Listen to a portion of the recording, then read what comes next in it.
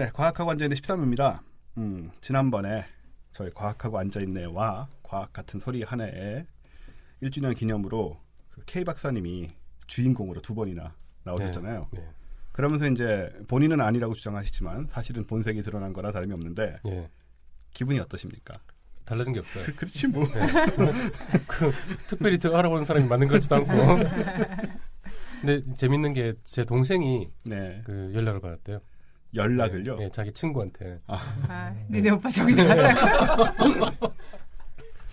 자기 그 굉장히 열심히 들었던 친구래요.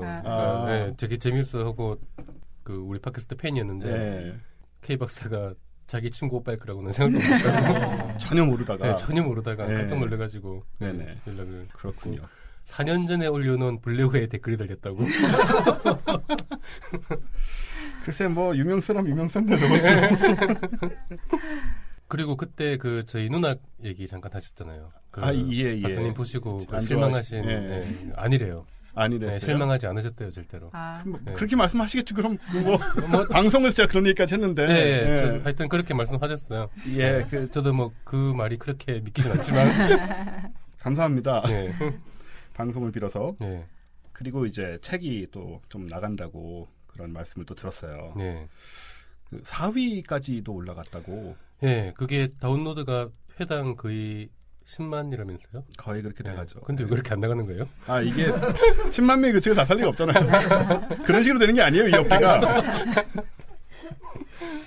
그래도 4위 올라갔잖아요, 그죠? 그러니까요. 진짜 생각도 못했어요. 그래서 잘 되고 있다고 하고. 오프닝 얘기 오늘 뉴스 얘기 비슷한 걸 오프닝에도 넣어놨는데요. 하도 할 얘기가 많아가지고 간단하게만 좀 제가 여쭤보고 또 넘어가죠. 이 타이탄 있지 않습니까? 이 타이탄이 지금 뭐 토성위성인가요? 토성위성이죠. 토성의 아주 큰 위성인데 정체불명의 빛이 발견됐다고 하여 화제가 됐다고 합니다. 이 정체불명의 빛의 정체가 무엇인지. 불명이죠. 뭐 좀 관점이 있을 거 아니에요. 과학자들이 보고 있는. 몇 가지 설이 있더라고요. 저도 찾아보니까. 근데 지금 타이탄이 봄에서 여름으로 바뀌는 계절로 따지면 지금 계절로 따지면 그런 시기라서 얼어있던 얼음이 녹으면서 그 타이탄에는 바다가 있거든요. 바다가 물로 된 바다는 아니고 메탄으로 주로 된 바다가 있는데 바닥에 가라앉아 있던 얼음이 오르면서 파도 같은 게 쳐서 복잡하네요 좀. 잘 모르니까 그냥 이리저리 끼워 맞추는 거죠. 그래서 뭐 바람이 불어서 파도가 쳤을 수도 있고 혹은 뭐 화산 활동이나 그런 것 때문에 뭐 그런 거 있을 수도 있는데 결국은 잘 모르겠다. 근데 모르는 게 당연한 게 지구에서 일어나는 이상한 그 기상현상 같은 것도 모르는 게 많거든요. 타이탄에서 사진 하나 찍힌 걸 어떻게 알겠어요? 그러게요. 저희 쪽 사람들은 이제 이런 걸 가지고 또 막 상상의 나래를 펴잖아요. UFO다, 문명의 흔적이다, 심지어는. 그런 가능성은 별로 없겠죠? 없을 것 같아요. 그냥. 근데 이 타이탄도 그렇고 목성이나 토성의 위성들 중에 아마도 생명체가 있을지 모른다 이런 얘기가 자꾸 나오니까. 그죠? 우리는 지금 지구라는 행성에 생명체가 있지만 위성도 충분히 있을 가능성은 있거든요. 그러니까 외계 행성에서도 지금 지구와 비슷한 행성을 찾고 있지만 그 행성이 아니라 그 외계 행성에 있는 위성에서도 또 생명체가 있을 수도 그럴 수 있어요. 있겠죠. 그 얘기는 최근 과학 동화 유로인가에 외계 행성의 위성에 관한 글이 하나 있어요. 그 나디건 이름이 아마 나올 거예요. 그러시군요. 이제 막 그냥 막 말씀하시네. 그 위성에서도 이제 생명체가 존재할 수 있고 이제 목성 같은 그대 기체의 행성에 생명체가 있긴 어려우니까 거기보다는 그 주변에 있는 위성에 생명체는 있을 수 있다. 그렇게 보는 거죠. 뭐 아마 태양계에 있는지는 아직 잘 모르겠고. 그래서 지금 지구 외에 가장 생명체가 있을 가능성이 높은 데로 꼽는 게 그 화성하고 그 목성의 위성 유로파. 그리고 이게 토성 위성 타이탄. 이 정도. 이 정도가 가장 그 가능성이 높은 걸로 꼽히고 있죠. 그리고 최근에 그 토성 위성 중에 그 엔셀라두스라는 위성에서 물이 또 어마어마하게 큰 바다가 또 발견됐다고 해서 거기도 또 생명체가 있을 가능성이 커진 데가 됐고. 그 엔셀라두스 사진은 저희가 그때 당시에 트위터랑 뭐 페이스북에 올리고 했던 기억도 나요. 그렇군요. 뭐 있어도 태양계 안에 무슨 문명이 있지는 않겠죠 아마도. 그렇죠. 어딘가 숨어 있어야 될 텐데 있다면. 꼭꼭 아주 꼭꼭 숨어 있는. 뭐하러 숨어 있는지 모르겠어요. 예, 뭐 아무튼 재밌는 얘기들, 이런 현상들 뭔지 모르겠지만은 꼭 뭐 UFO나 문명이 아니더라도 네. 흥미로운 일들이 이렇게 매일같이 벌어지는 우리 태양계 자랑스럽습니다. 이상한.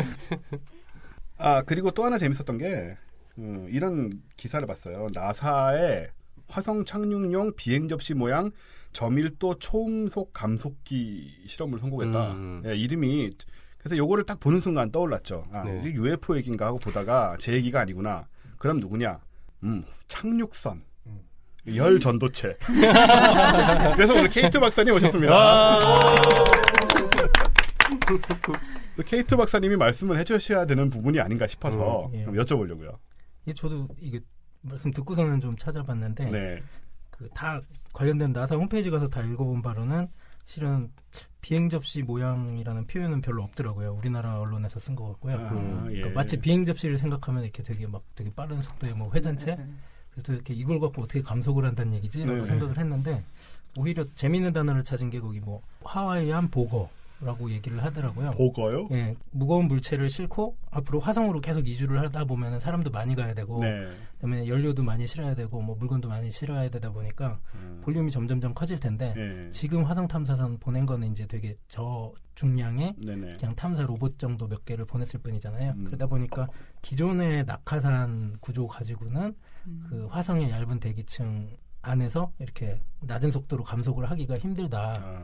그래서 아까 말씀드렸던 보고가 뭔가 했더니 얘가 내려오다가 갑자기 자기 몸집을 보고가 갑자기 몸에 이렇게 바람을 확 넣듯이 이렇게 뽕 커지는 거예요. 예, 근데 이제 그 모양이 약간 원반형으로 이렇게 예, 그래서 좀 약간 실망했고요. 그래서 지금 뭐 두 가지로 실험을 한다는 게 직경을 6m 그리고 한 8m 이 정도 되는 원반 형태로 몸을 확 불리는 것.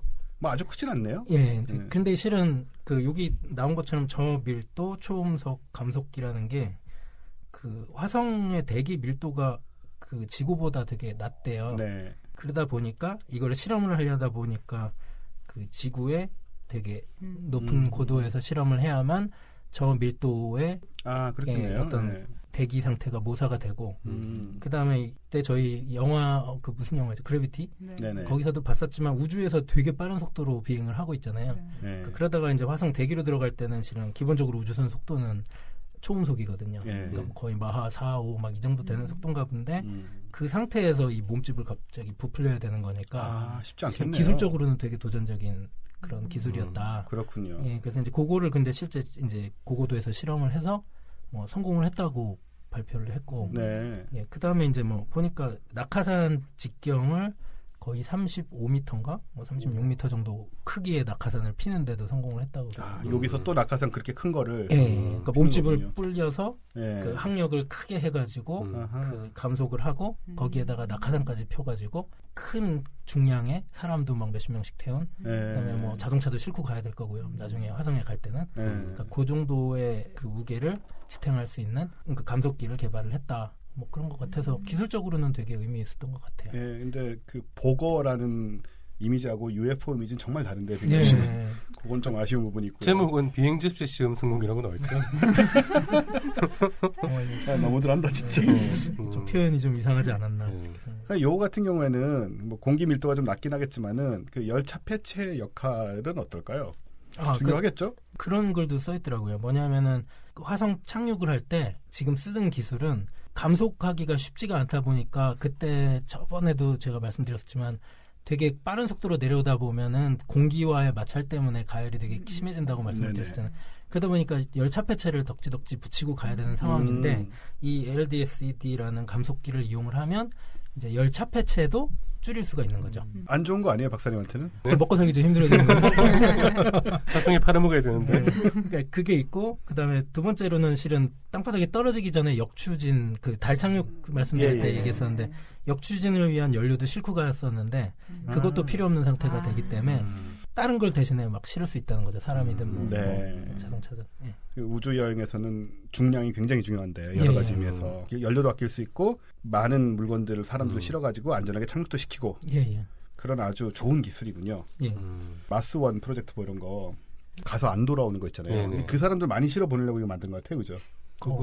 돌아오는 데 대해서는 아무 대책도 없이 그렇죠. 잔뜩 실어가지고 내려놓고 내려놓기만 하면 되니까. 그러니까 거기에 아주 집중된 기술이 아닌가. 많이 보내놓으면 또 뭐 자기들끼리 머리 굴려서 어떻게 또 돌아오는 방법 찾아내지 않을까. 그래가지고 반란을 일으키는 거예요. 그 토탈 리콜 얘기가 걔네들이 웃긴 게 그 미국도 그렇잖아요. 사실 우리가 보면 미국이나 영국이나 거기서 거기고 미국인들이 영국에서 넘어가서 그냥 거기서 이렇게 살아간 사람 같지만은 미국한테 물어보면요 이런 식으로 얘기해요. 1776년 전에 자기는 자유가 없었다. 그러니까 좀 느낌이 좀 우리 생각하고 다르죠. 얘네들도 그렇게 된다고 이제 가가지고 한 100년 지나면 지네들이 공화국 만들어가지고 지네들 지구인이 아니고 화성인이고 우리하고 경쟁한다고 이제. 태양계에 많지도 않은 자원을. 진짜 큰일 났네. 태양계에 많지도 않은 자원을 화성인과 나눠 쓰게 되다니. 네, 아무튼 그리고 화성에 왜 한참 살다 보면은 지구에 못 온대잖아요. 그 중력이랑 이런 거 못 견뎌가지고 뭐 모양도 아마 좀 변할 것 같고 제가 자꾸 왜 화성 얘기를 끌냐 하면은 제 그 여러분 잘 아시는 태양계 연대기. 예, 태양계 연대기. 예, 외계 문명과 인류의 비밀을 아주 확실하게 개정 정보했어요. 그냥 똑같이 내는 거 아니에요. 올칼라. 예, 지난번에 많이 아쉬웠던 부분이죠. 총천연색 올칼라로 금방 나옵니다. 아마 이 방송이 나갈 때쯤 되면은 서점에 깔렸던가 아니면 며칠 내로 깔릴 거예요. 이 방송에 광고 붙는 거예요? 이 방송엔 아직 안 붙을 것 같고요. 잠시 후에 책이 좀 나와서 조금 며칠 지난 다음에 아마 다음번 방송을 낼 때쯤이나 얘는 대대적인 캠페인과 그 핵심 사업으로 저희 전사적으로 전사적인 역량을 쏟아부어서 팔아야 되지 않나 생각을 하는데 어쨌든 예, 그 얘기를 좀 하려고 제가 괜히 저 이상한 얘기를 하면서 여러분의 관심을 좀 끌어봤습니다.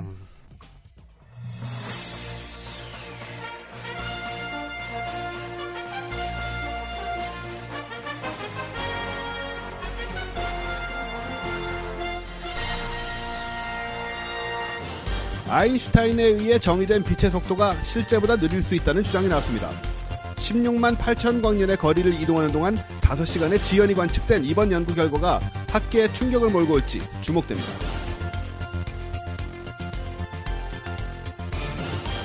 타임머신의 실현 가능성을 추정케 하는 광양자의 과거 이동 시뮬레이션이 성공했습니다. 웜홀을 기반으로 한 이번 시뮬레이션의 성과를 통해 머지않은 미래에 시간여행이 가능해지는 것인지 관심이 쏠리고 있습니다. 이상 과학과 사람들 뉴스룸이었습니다.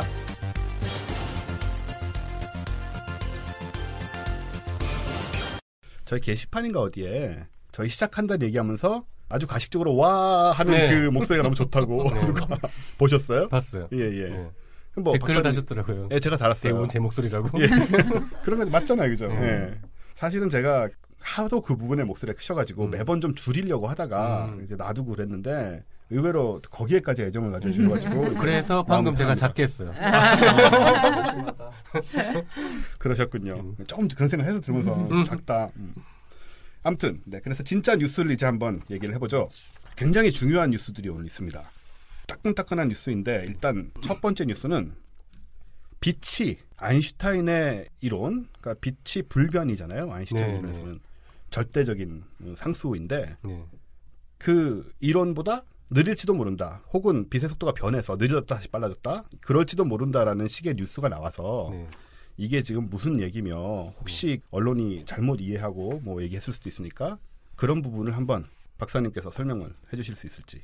봤는데 진짜 무슨 얘기인지 하나도 모르겠더라고요. 그래서 이제 원문을 찾아봤어요. 그래서 원문을 찾아보니까 대충은 무슨 얘기인지 알겠는데 일단 중요한 건 이거는 양자역학과 관련된 내용이거든요. 네. 그러니까 우리 다음에 양자역학 심화 편하니까 그때 물어볼까요? 그때 물어보시면 되고 간단하게 얘기하면 그 빛의 속도가 진공 상태의 속도가 있는데 진공 상태가 원래 그냥 진공이 아니라는 얘기는 아마 지난번 양자 하셨나 모르겠네. 그냥 진공이 아니고 그 안에서 계속 그 양자 요동이라는 물질 발물질이 잠깐 나타났다가 사라졌다. 그런 얘기는 아마 뭐 이러다 저러다 나왔던 것 같습니다. 방송에서. 그게 계속 반복이 되다 보니까 그 물질 발물질이 순간적으로 생기지만 어쨌든 생기니까. 그리고 순간적으로 생기면 전하를 띠고 있잖아요. 그렇죠. 전하를 띠니까 그게 전기장을 아주 순간적으로 만들 거 아니에요? 그러니까 그 영향 때문에 빛의 속도가 영향을 받는다. 대충 그런 얘기인가요? 그래서 그게 아주 멀리서 오는 거는 그 영향 때문에 차이가 나도록 느려질 수 있다. 오랫동안 오면서 영향 많이 받으니까. 그런 얘기인 것 같아요. 전기장이 원래 빛 속도에 영향을 줘서도 안 되는 거 아닌가요? 조금 애매하네요. 원래는 그 영향이 없어야 되는데 네. 어려운 말을 막 쓰더라고요. 진공 분극 뭐 이런. 네, 진공 편광 같은 식인데, 그러니까 말 그대로 전기장이 생기면서 전기장 따라서 플러스 마이너스가 나란히 늘어지는, 나란하게 되는 그런 게 하니까 약간 충돌 비슷한 현상이 나타나고 있죠. 이게 빛의 속도를 느리게 빛의 속도를 느리게 만든다라는 얘기인 것 같아요. 제가 파악하기로는. 제가 이 뉴스를 보면서 좀 신경이 쓰였던 게 우리 지난번 과학 같은 소리 안에 주제 중에 하나가 별들과 이 거리를 재는 게 굉장히 중요한 얘기였는데 여기 이걸 보니까는 만약에 이 이론이 옳다고 하면 우리 지구와 다른 천체 뭐 이 거리를 새로 계산을 해야 된다는 얘기까지 나오더라고요. 만약에 그런 결과가 나온다면은 물론 광속이 변한다라는 것 자체도 대단한 뉴스지만은 지금까지 우리가 알고 있던 별들 간의 천체들 간의 거리가 바뀌면 또 거기와 관련된 이론들도 많이 바뀌죠. 수정돼야 될 부분 같은 게 있을 수 있잖아요. 예컨대 가속 팽창이라던가. 그럴 수도 있나요? 그럴 수도 있죠. 만약에 이게 진짜라면. 어떡해요. 빨리 책을 팔아야겠다. 책 빨리. 그거 뭐 나쁜 건 아니에요. 책 새로 쓰면 되니까. 이제 감속 팽창이든 뭐든 새 주제로. 이게 왜 무슨 연유로 이게 결과적으로 틀리게 됐나 뭐 이런. 또 그걸 추적하는 사람들 이야기 뭐. 그런 것도 쓰면 되니까 뭐 상관없는데. 이게 그러면 일정한 비율로 속도가 느려지고 이런 게 아니라 약간 랜덤리 발생을 하는 거예요? 이 이론대로라면은 그 일정한 비율로 진공을 멀리 지나면 지나올수록 더 많이 느려지는. 그래서 이런 변수가 또 생기네요. 그렇죠. 사실이라고 한다면은 그 심사받은 논문에 실린 거니까 전혀 황당한 얘기는 아닐 거고. 이게 뉴 저널 오브 피직스라고 되게 유명한 물리학계. 이론적으로는 어쨌든 어느 정도 타당성을 가진 이론인 거죠. 진짜 빛의 속도라는 기준이 막 이렇게 흐트러지고 거리에 따라서 막 도달하는 속도가 달라지면 약간 좀 멘붕인 것 같아요. 그래서 나랑은 상관없는데 근데 예를 들어서 가속 팽창이라는 것도요. 멀수록 더 빨리 팽창을 하는 거잖아요. 근데 예를 들어 진짜 이런 문제가 있다면 그러니까 이런 문제가 있다면 이게 가속 팽창한테 어떻게 영향을 미칠까를 제가 좀 생각을 해보려고 하다가 못했거든요. 근데 뭐 어떤 식으로 될지는 잘 모르겠어요. 그러니까 실제로 이게 늘어진다면 거리에 어떤 식으로 영향을 미쳐서 어쩌면은 이게 알고 보니 더 빠르더라라는 결론이 나올 수도 있는 거고 아니면은 뭐 가속팽창 아니다라는 결론이 나올 수도 있을 텐데 그게 어떻게 영향을 주는지는 아직 제가 생각을 못 해봤고 맞다면 상대성 이론에도 좀 그러니까요. 수정이 돼야 될 거고 간단한 뉴스 같지만은 이게 몰고 올 파장이 의외로 굉장히 클 수가 있다는 생각이 드는 거예요. 근데 의외로 제가 몰랐어요, 이 소식을. 며칠 안 된 것 같더라고요. 그런가요? 그래서 저도 보고 깜짝 놀라가지고 100년 전, 200년 전에도 왜 학자들이 그러잖아요. 이제 과학계 과제는 얼마 남지 않았다. 이거 다 정리됐으니까. 근데 그런 날은 안 올 것 같아요. 계속 뭔가 다른 게 나오고 의외의 그런 얘기들이 이렇게 발생을 하고 하니까. 그러니까 진짜 주목받지 못하던 전혀 사소한 게 중요한 문제로 대두돼서 뭐 전체 과학을 다 뒤바꾸고 하는 일들은 있으니까 모를 일이죠. 뭐. 그러게요. 여기 보니까는 이것도 광자 얘기만 하는데 그럼 나머지 전자기파에는 해당이 안 되고 광자에만 해당이 되는 건가요? 이게 비교를 한 게 그 중성미자랑 비교를 했거든요. 그러니까 중성미자보다 더 늦게 왔다는 거죠, 빛이.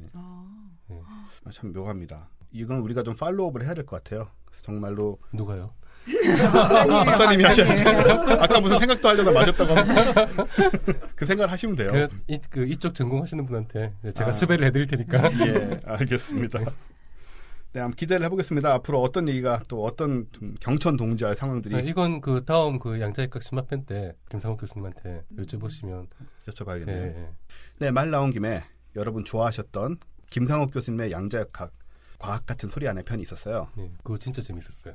다들 너무너무 재밌었다고. 그래서 이번에 심화편을 준비를 합니다.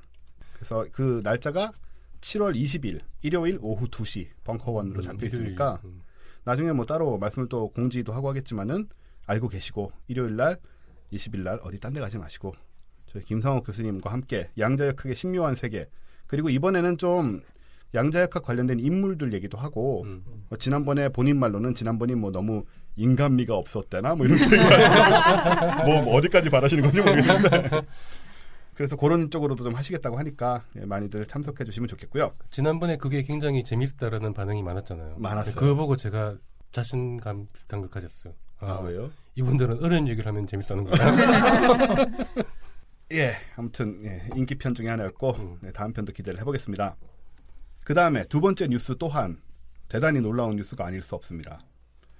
타임머신의 가능성을 시뮬레이션을 했다는 거예요. 네. 무슨 얘기냐면 호주의 물리학 연구진이 논문을 냈는데 광양자와 웜홀을 기반으로 한 과거로의 시간여행 시뮬레이션을 성공시켰다고 지난달 20일 날 보도를 했어요. 네. 그래서 이 대충 얘기를 보니까 웜홀로 시간여행이 가능하다 이런 식의 얘기는 이 방송에서도 살짝 나왔던 것 같거든요. 네. 제가 그 딴지에 쓰고 있는 호모 사이언티피쿠스라는 글에 소개한 적도 있는데 어쨌든 일반 상대성 이론과 연계가 돼서 과거와 현재를 잇는 구부러진 시공간 통로에 이제 두 개의 지점을 직통으로 연결하는 웜홀 통로를 구축을 해서 그 사이를 통과할 수 있다는 거예요. 그러면 이제 현재와 과거를 넘나드는 시간성 폐곡선에 이게 적용이 된다는 식의 얘기인데 네. 무슨 얘기인지 모르겠어요. 이게 완전 어려운 얘기죠, 지금? 네, 완전 어려운 얘기고 제가 이게 실제로 음호를 만들었을 리가 없거든요. 그냥 뭐 시뮬레이션인 것 같더라고요. 네, 시뮬레이션을 한 거예요. 네. 근데 이제 기사에는 꼭 실제 음호를 만들어서 실험을 한 것처럼 우리나라 기사에는 그렇게 나왔는데 그렇네요, 진짜. 네, 원문 기사에는 뭐 실제로 음호를 만들었다는 얘기는 없고 만들었을 리는 없어요. 시뮬레이션을 한 건데 이 시뮬레이션이라는 의미가 뭔지 궁금해서 원 논문을 찾아보려고 했는데 돈 주고 사야 되더라고요. 아 그래요? 그래서 그런 거 있으면 사세요. 저희가 돈 드릴게요. 저희 업체에서 지불하겠습니다. 뭐 비싼가요? 아니 그 시간이 없어서 사실은 못했고. 네, 근데 이거는 진짜 양자역학 전공하시는 분한테 여쭤봐야 될 것 같아요. 그러니까 이 얘기도 김상욱 교수님한테 물어보는 거예요. 사실은 요것도 있었고 저는 그걸 사실 선택하실 줄 알았는데 최근에 양자적 공간 이동.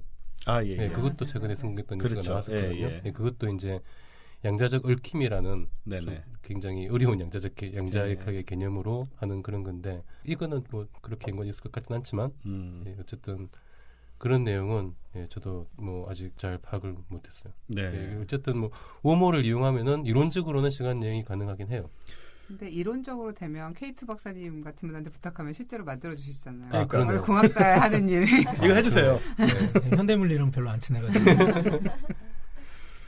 그래서 요즘 몇 년 동안 뭐 길지도 않은 한 1, 2년 동안 보면은 워프 시험도 하고 있고 그리고 공간 이동도 또 양자역학의 힘을 빌어서 공간 이동과 시간 이동이죠. 이거 사실은 시간 여행이라고들 말을 하지만 이런 것도 어쨌든 접근을 하고 있고 얘네들이 시뮬레이션을 성공시켰다는 것도 지금까지 뭐 이론적으로 된다고 했지만 어쨌든 한 발짝 더 나간 거긴 하잖아요. 그거는 그죠?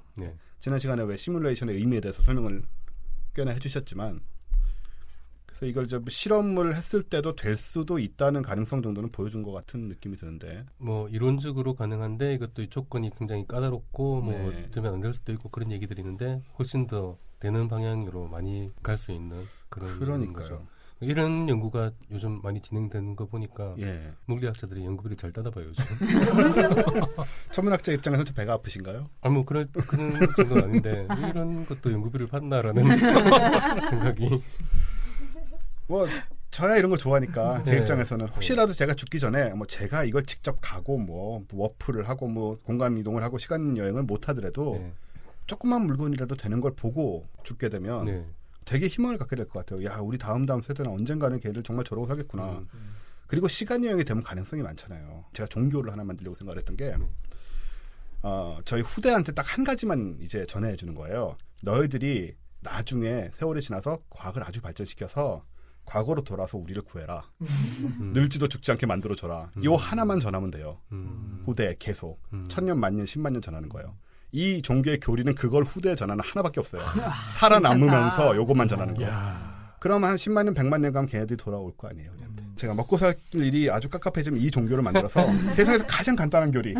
아무것도 할 일도 없어요. 헌금만 열심히 하면. 헌금은 내야 돼요. 그럼요. 누구는 흙 파서 장사하는데.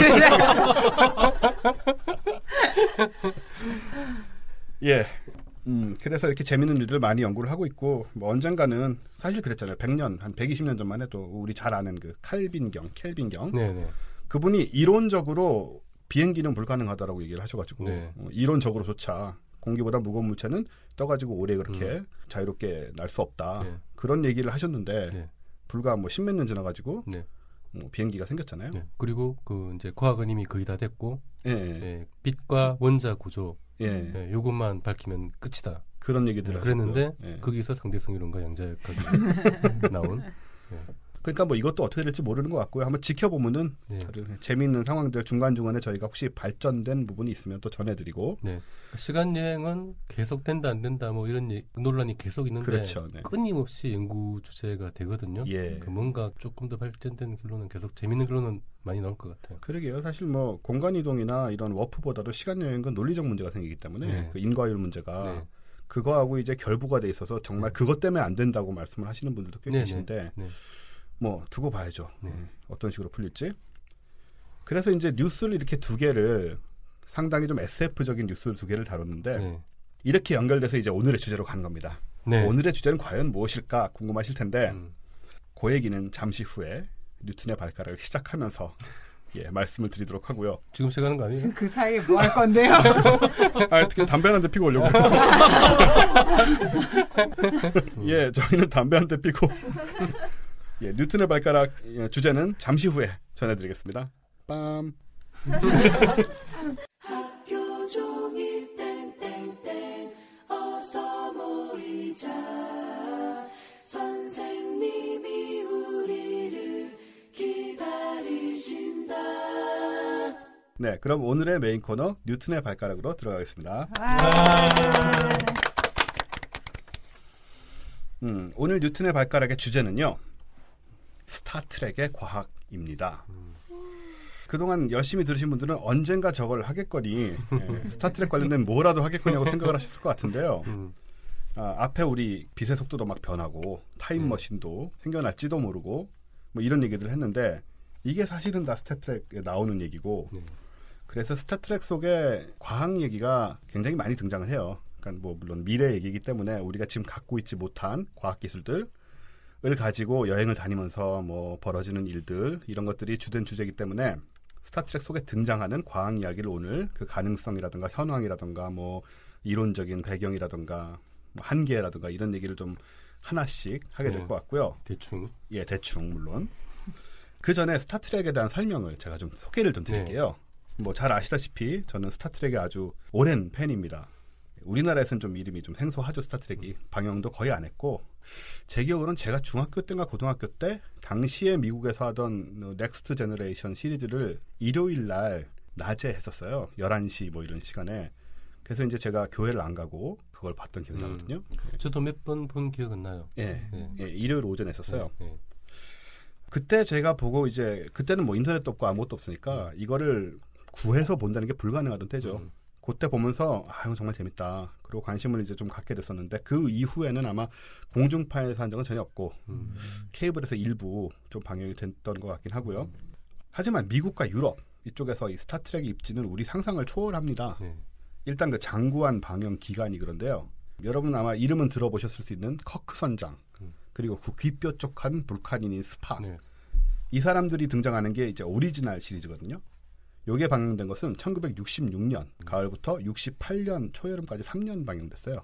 현재 관점에서는 이제 3시즌이 되는데 그러니까 그렇게 오래 했던 건 아니죠. 그때는. 요즘 기준으로 요즘 다 7시즌, 8시즌 막 하잖아요. 그리고 총 방영 에피소드가 80편이었고요. 오리지널 시리즈가. 요걸 이제 2시즌을 하고 끝내려고 하다가 그 오덕 팬들이 달려들어서 방송사 측에 뭐 맞서 시위를 벌이고 막 엄청나게 엽서 편지 많이 쓰고 해가지고 한 시즌을 더 하고 뭐 이런 식의 얘기가 있었고요. 그때부터 이제 그 오덕을 양성하는 프로그램이었던 거죠. 근데 그럴 수밖에 없는 게 이 시절에는 TV SF물이라는 게 없었어요. 그러니까 지금은 많이 있지만은 스타트rek이 그 원조인 거죠. 그래서 굉장히 많은 사랑을 받았고 근데 그렇게 사랑을 받았음에도 불구하고 중단이 됩니다. 그래서 20년 동안이나 전혀 만들어지지도 않고 방영도 안 되다가 영화가 물론 좀 만들어지긴 했지만 87년에 다시 재개가 되는데 그게 제가 좀 전에 말씀드린 The Next Generation 시리즈죠. 다음 세대. 역시나 한두 번은 보셨을 수 있는 그 대머리 선장님, 존 룩 피카드 선장님이 등장을 하고요. 그 엑스맨에 나오는 엑스맨의 그분 이름 뭐죠 거기서? 자비에르 교수인가? 자비에르 뭐 그런 이름으로 나오죠. 그분 같은 배우죠. 이분이 원래 셰익스피어 연극 배우 출신이에요. 스타트rek의 캐스팅은 원래 연극 배우들을 많이 캐스팅하는 걸로 유명한데 이렇게 해서 87년부터 94년 5월까지 7년 동안 178편을 방영을 합니다. 근데 이 시리즈가 이제 대성공을 한 거죠. 20년 만에. 그래서 완전히 부활이 되고요. 넥스트 제너레이션 시리즈가 채 끝나기도 전에 93년도에 또 우주 정거장을 배경으로 한 딥스페이스 나인 편이 동시에 방영이 돼요. 그래서 두 개가 같이 갑니다. 요게 99년 6월까지, 그러니까 93년부터 99년까지 또 7시즌 동안 176편이 방영이 됐고요. 그리고 아까 그 넥스트 제너레이션 시리즈가 94년 5월에 종영을 하면서 그 딥스페이스 나인을 하고 있고 95년부터 다시 보이저 시리즈가 시작이 돼가지고 2001년 5월까지 7년 동안 172편이 방영이 됩니다. 그 평생 봐도 다 못 보겠는데요? 볼 수 있어요. 전 다 봤으니까. 각 에피소드별로 5번씩 다 봤으니까요. 네. 그래서 이렇게 정리를 하자면은 93년부터 99년까지는 보이저와 DS9 두 종류의 스타트rek이 매주 공중파로 방영이 되고 있었던 거죠. 네. 또 보이저가 끝난 직후에 2001년 9월부터 엔터프라이즈 시리즈가 다시 2005년 5월까지 4시즌 97편이 방영이 됐고요. 종합을 해보면 이런 거예요. 이 스타트rek의 세계라는 게 총 TV 시리즈 종류가 5종이고 오리지널, 넥스트 제너레이션, DS9, 딥스페이스 9을 줄여서 하는 말인데요. 보이저, 엔터프라이즈에서 5종이고 총 방영 에피소드 수가 703편입니다. 그리고 총 방영 시즌 수가 28시즌. 그리고 총 방영 횟수로만 따져도 그러니까 뭐 겹쳐 있으니까 22년이 돼요. 전원일기네요. 네, 전원일기예요. 제가 그 얘기 하려고 그랬는데. 네. 1987년부터 2005년까지 19년간은 한 번도 안 끊기고 연속 방영이 됐어요. 그래서 이제 이렇게 보면은 미국에서 이 스타트rek이 뭐 매니아나 청소년용 우주 드라마가 아니고 진짜 전원일기를 능가하는 장수 프로그램인 거죠. 그렇게 해서 범국민적인 사랑을 받았었고 세대를 이어가는 팬들을 양성을 했고 여기에 이제 극장용으로 영화가 12편이 나왔고요. 그리고 스타트rek의 배경이나 그 주인공들 그 우주를 바탕으로 한 수백 권의 공식 소설들이 있고 그리고 애니메이션 시리즈도 있고요. 이렇게 합하면은 말 그대로 스타트rek의 우주라고 해도 가상 우주가 생겨나 있어요. 그 속에서 행성들 간의 관계, 정치적인 뭐 또 인간들, 주인공들의 관계 이런 게 다 유기적으로 결합이 난 상태로 이제 이게 굴러가는 세계거든요. 아까 말씀드린 것처럼 유명한 배우를 잘 안 쓰고 캐스팅을 할 때 연기파 연극 배우들 그래서 한 절반 이상이 셰익스피어 정극 배우 출신들 이런 배우들을 이제 기용을 해가지고 아무튼 이렇게 엄청난 우리나라에서는 스타워즈가 엄청 유명하니까 영화로 훨씬 커 보이지만은 실제로는 스타트rek이 더 큽니다. 스타워즈보다. 근데 지금은 좀 중단이 돼 있죠. 아까 2005년 이후로. 왜냐하면 그때쯤 돼서는 이제 이 SF 드라마들의 양상이 바뀌어요. CG가 싸지고 분위기가 빨라지고 그러면서 스타트rek은 사실 액션 위주가 아니고 이게 좀 정통 SF잖아요. SF적인 그 어떤 꼬인 상황들, 과학적으로 미묘하고 복잡한 얘기들이나 시간 여행의 패러독스라든가 이런 식의 것들이 많이 나오기 때문에 근데 그 시점쯤에는 이제 시청자가 빠져나간 것 같더라고요. 그래서 그때부터 지금까지는 방영이 안 되고 있어서 제 입장에서는 굉장히 아쉬운데 요즘 뭐 만드니 많이 하는 얘기가 조금씩 돌더라고요. 어쨌든 이런 게 이제 스타트rek입니다. 그리고 주된 배경은 오리지널 시리즈하고 마지막 시리즈를 제외하면은 이제 24세기, 2300년대를 배경으로 하고 있고 21세기에 핵전쟁이 일어나요. 그 얘기는 이제 저 드라마 속에 직접 나오는 게 아니고 배경으로 깔려 있죠. 핵전쟁이 일어나고 문명이 다 막 엉망이 됩니다. 그래서 매드맥스 내지는 북두신권 같은 세상이 되죠. 그런 세상이 된 상태에서 조금씩 복귀가 돼요. 복구가 되면서 2063년에 지금 관점으로 따지면 50년이 안 남은 거죠. 2063년에 제프럼 코크란이라는 과학자, 영웅과학자, 사실은 술주정뱅이 알코올 중독자인데 미래에는 영웅으로 그려지죠. 역사책에는. 이분이 2063년에 처음으로 초광속 워프 엔진을 성공을 시켜요. 실험 비행을. 그 시험 비행이 성공하는 순간에 주변에서 그걸 보고 있던 외계인이 찾아옵니다. 왜냐하면 우주 연방 비슷한 게 있었던 거예요. 이미 서로 교류를 하고 있는데 얘네들 속에서 자연스럽게 생긴 불문율이 뭐냐면은 워프 기술을 갖지 못한 문명은 건드리지 않는 거예요. 아는 척도 안 해요. 모습을 드러내지도 않고. 왜냐하면은 거기가 마지노선인 거예요. 그걸 넘어서야지 자기네들하고 이제 교류도 할 수 있고 또 그걸 넘어서서 살아남은 문명이어야지 자격이 있는 거죠. 한마디로. 그전에는 가르쳐주지도 않고요. 없는 것처럼 행사를 하는 거죠. 그게 물론 현실에서도 우리가 그들을 보지 못한 이유겠죠. 그래서 2063년에 그 성공을 하고 그때부터 이제 외계인들하고 교류가 시작이 되고 그렇게 해서 이 300년이 지난 후에는 이제 Federation of Planets라는 행성연합의 이제 맹주국으로 지구가 부상을 하는 상태에서 이제 메인 얘기들이 펼쳐지는 건데 참 아주 굉장히 희망적인 얘기죠. 자, 요게 이제 아무튼 대충 말씀드린 스타트rek의 얘기입니다. 바토님을 이상한 길로 빠뜨리게 만든 주범이네요. 이상한 길이라니? 그 길. 저는 이 스타트rek에서 배운 게 진짜 많아요. 스타트rek이 정말 훌륭한 게 뭐냐면은 좋은 SF들이 많이 그런데 단지 과학적 패러독스나 이런 것만 다루는 게 아니고 현실을 메타포로 풀어낼 수가 있어요. 예를 들어서 인종 문제다. 인종 문제를 직접 드라마로 얘기는 못하지만 외계인을 빗대서 얘기할 수 있거든요. 굉장히 많이 나와요. 그런 게. 인종 문제, 윤리 문제, 뭐 선택의 문제라든가 때로는 그 선택의 답이 없어요. 그러니까 한국 사람들 그런 거 못 견디죠. 드라마를 보는데 결론이 어느 쪽도 옳은 게 아닌 거예요. 그리고 숙제만 남겨주고 끝나버려요. 그런 에피소드도 굉장히 많고요. 그리고 그 DS9 같은 경우에는 이게 배경이 마치 해방 직후의 한국 같아요. 영향을 좀 받지 않았나 생각이 들 정도로 제국 카다시아 제국이 있었고 그 제국이 외세의 영향 때문에 물러나요. 그리고 베이조 행성이 자유를 얻게 되거든요. 자유를 얻게 된 베이조 행성은 혼란인 거죠. 완전히 임시정부 서 있고 막. 근데 웃긴 게 이 베이조 행성은 성을 이름보다 먼저 불러요. 동양 우리나라 일본처럼. 네. 그러니까 그 배경을 아마 감안을 하지 않았나 2차 대전 직후에 그런 생각이 들 정도로 그 속에서 이제 벌어진 암투, 뭐 정치 얘기, 막 별의별 얘기 다 나오는데 엄청나게 재밌습니다. 스타트rek. 꼭 관심 있으신 분들은 요즘은 여러 가지로 구할 수 있는 방법들이 있으니까요. 네. 너무 많아서 뭘 봐야 될지. 시즌 중에 추천하실 만한. 넥스트 제너레이션부터 보세요. 저 옛날 시즌 솔직히 촌스러워서 못 보겠어요. 저도 커크 선장 나오고 이런 거는 영화는 괜찮은데 60년대잖아요. 네. 우레메예요. 우레메. 제가 그 오늘 한다고 하셔서 하나를 찾아서 봤어요. 예. 둠스데이 머신이라는 오리지널 시리즈 중에서 견딜만 하시던가요? 그냥 뭐 뭐 옛날이니까 뭐 60년대인데. 예, 뭐 굉장히 촌스럽죠. 제가 태어나기도 전이에요. 그러니까요. 우와. 그때도 사람이 살고 있어. 그러니까 그때 얘긴데. 굉장히 촌스러워서 솔직히 요즘 관점에서는 보기 힘들고요. 아까 피카르 선장 나오는 넥스트 제너레이션 1편부터 깹니다. 아주 1편부터 시작하셔서 마지막 시리즈인 엔터프라이즈는 별 재미없고요. 넥스트 제너레이션, DS9 보이죠. 요 세 개를 보시면 정말 재밌는 거 다 보시는 거예요. 근데 요새 그 영화화 되는 거 보면 그 스팍이랑 커크 그쪽의 캐릭터들이 사실 인기는 제일 많았던 것 같아요. 최근에 계속 리부트 되는 거는 그 라인들에서 되더라고요. 좀 레전드니까 아무래도 그런 게 있죠. 그리고 그 빅뱅 스리, 그 미국 드라마. 거기에 그 셜든이 스팍의 워낙 팬이라서 그렇죠. 하도 스팍 그래서 난 그 사람이 제일 유명한 사람인 줄 알았는데. 유명하긴 해요. 네.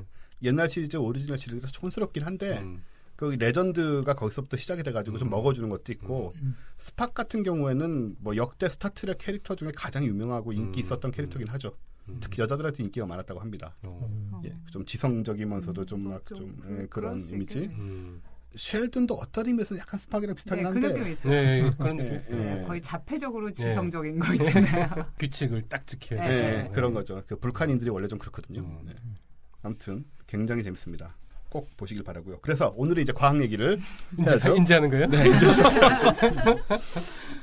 스타트rek에서 등장하는 과학적인 그런 기술적인 면들이 굉장히 좀 다양하게 있는데 그 중에 이제 가장 중요한 포인트들이 있어요. 일단은 그 우주 연방 행성 연합을 가능케 해주는 기술 바로 워프, 초광속 여행 이건 것 같은데 일단은. 스타트렉 내에서도 사실은 이게 좀 현실적이라고 그나마 얘기할 수 있는 게 우리 은하를 못 벗어나요. 굉장히 빠른 속도로 날아다니지만 대충 계산이 나오는 게 우리 은하 끝에서 끝까지 가는데 한 7, 80년 정도 걸리는 걸로. 그래서 실제로 그 사이는 못 다니죠, 잘. 그래서 지구와 이 행성연합의 중심은 은하계를 4개로 나눠서 이걸 쿼드런트라고 하는데 4개로 나눠서 알파 쿼드런트와 베타 쿼드런트의 한 가운데 지구가 있어요. 근데 현실적으로 다른 은하는 갈 엄두도 못 내고 우리 은하 내에서 그러고 다녀요. 어쨌든 간에 그걸 가능하려고 해도 광속 돌파를 해야 되는 거니까 이제 모든 얘기의 배경이 되는데 이게 자 초광속 워프 제가 볼 때는 두 가지 관점이 항상 뭐 SF는 있었던 것 같아요. 스피드를 막 빨리 내가지고 넘어서는 거냐 아니면은 공간을 수축시키는 점프의 개념 뭐 이런 두 가지 정도가 있었던 것 같은데 일단 첫 번째는 불가능한 걸로 인식되는 거 아닌가요? 네. 그죠? 네. 그 상대성 이론에 의해서. 그냥 불가능해요. 그거는 뭐 도저히 불가능하기 때문에 안 된다. 네, 안 되는 거죠. 그거는. 하지만 최근에 아까 우리 시험도 하고 있다고 얘기를 했는데 공간을 수축하는 건 될 수도 있다. 그거는 이론적으로 가능하고 가능하다. 지금 아마 그 워프 실험하는 사람들이 다 스타트렉 팬들일 거예요. 그럴 거예요. 100% 확실히. 그래서 이 이론이라는 게 이제 앞에 공간을 수축시키고 뒤에 공간을 이렇게 팽창시켜가지고 속도 축지법이죠 진짜. 네. 똑같죠 이론이. 속도를 실제로 내서 움직이는 게 아니고 공간을 움직이는 거기 때문에 상대성 이론의 광속 한계의 장애 없이 얼마든지 빠른 속도를 낼 수 있다. 그러니까 그걸 이론으로 처음 나온 게 1994년이래요. 한 20년 됐네요. 이론적으로 가능하다라고 한 게 그 멕시코 물리학자인 알큐베르라는 사람이 알큐베르 버블이라고 해가지고 어떤 거품 안에 들어있고 자기 우주선은 앞뒤 공간을 구부러뜨려서 이동을 하면은 안에서는 거의 안 움직이는 것처럼 있지만 실제로는 공간을 넘어서 이동을 하는 그런 식의 이론을 그때 94년인가에 처음. 처음에는 아마 뭐 좀 미친 소리 같이 상태였을 수도 있지 않을까 싶은데. 그 뭐 미친 소리는 이미 스타트rek에서 했기 때문에. 그 사람도 당연히 스타트렉 팬이었을 거고. 그럼요. 그래서 그게 가능한가 하는 걸 연구를 했을 거고. 의외로 가능하다. 해를 하나 찾아낸 거죠. 방정식의 해를. 방정식의 해를 찾아낸 거죠. 근데 실제로 스타트렉에서는 연료를 막 죽어라고 떼가지고 뭐 그렇잖아요. 뭔 반물질인가 이런 거 사용해서 반물질이에요. 어쨌든 그 스피드업을 한다는 느낌이 항상 있긴 있거든요. 공간이나 이런 개념은 그러니까 그게 묘한 게 저도 그 얘기를 드리려고 했는데 스타트렉은 이 두 가지 개념이 섞인 것처럼 그려져요. 연료를 반물질하고 물질 연료를 이렇게 섞어가지고 태우거든요. 심지어 이거 가지고 시험 보는 에피소드도 있어요. 항상 왜 물질과 반물질이 1대1로만 사라지니까 이 연료 혼합비란 게 1대1이어야 되는데 뭐 4대1, 7대1 이런 식의 막 지문이 나오고 이래가지고 뭐 틀리고 이런 얘기도 중간에 등장하거든요. 근데 얘네들 보면은 이렇게 슉 가속을 하는 것 같이 묘사가 되고 그리고 심지어는 그 내부의 가속을 그렇게 빨리 광속으로 정지해서 광속으로 거의 뭐 몇 초 안에 가속을 하는데 그거를 거기에 사람이 다 짜부러질 거 아니에요. 만약에 그런 식으로 한다면은 그거를 막기 위해서 관성 제어 장치도 만들었다는 식으로 그 스타트렉 테크니컬 매뉴얼에 다 있거든요. 그 책이 있어요. 이렇게 두꺼운 책이 테크니컬 매뉴얼. 그 안에 보면 스타트렉의 모든 기술적인 물론 뭐 다 가상이고 뻥이겠지만 정말 자세하게 나와 있고 도면에 실제 과학자가 쓴 거죠. 굉장히 그럴듯하게 다 나와 있는데 뭐 그런 걸 막기 위해서 관성 제어 장치도 만들었다는 걸 보면 공간을 수축하는 게 아닌 것 같잖아요. 그러니까 항상 무조건 수축하고 다닐 수는 없으니까 그냥 뭐 적당한 거리 갈 때는 빠르게 날아다니고 막 그런 개념으로. 그게 이제 스타트렉에는 3가지 추진 장치가 있거든요. 스타트렉에 나오는 모든 로켓에는 기본적으로 3가지 추진 방식이 있는데 첫 번째는 트러스터예요. 그건 일반 로켓입니다. 두 번째는 임펄스. 임펄스 엔진이라고 하는데 이것이 아광속 엔진입니다. 그러니까 광속을 동파 안 하는 상태에서 가까운 데 다닐 때 뭐 지구에서 달 가거나 뭐 좀 더 가거나 이 엔진을 쓰고 광속을 돌파할 때는 워프 엔진을 쓰거든요. 근데 아무튼 얘네들 말에 따르면은 워프를 할 때도 그 관성이 일어나기 때문에 뭐 관성 제어 장치 써야 된다 어쩌고 하는데 이런 걸 보면은 속도를 내서 가는 것 같은데 한편으로 보면 또 어떠냐면은 워프를 할 때는 서브스페이스라는 데로 들어가요. 그러니까 스페이스가 아닌 무슨 뭔지는 모르겠어요 정확하게.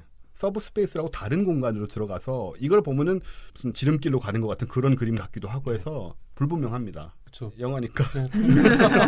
확실하게 잘 모르고 한 것 같기도 하고 그리고 이제 실제 워프를 하려면 공간을 수축하고 뭐 해야 되는데 예를 들어서 태양계 안에 들어왔는데 여기서 워프를 해버리면 그 안에 그 행성들이 많이 있다면은 위험할 수 있죠. 그런 데서는 좀 빠르게 다니는 식으로 다녀야겠죠 아무래도. 보통 그래서 잘 안 하는 것 같긴 해요.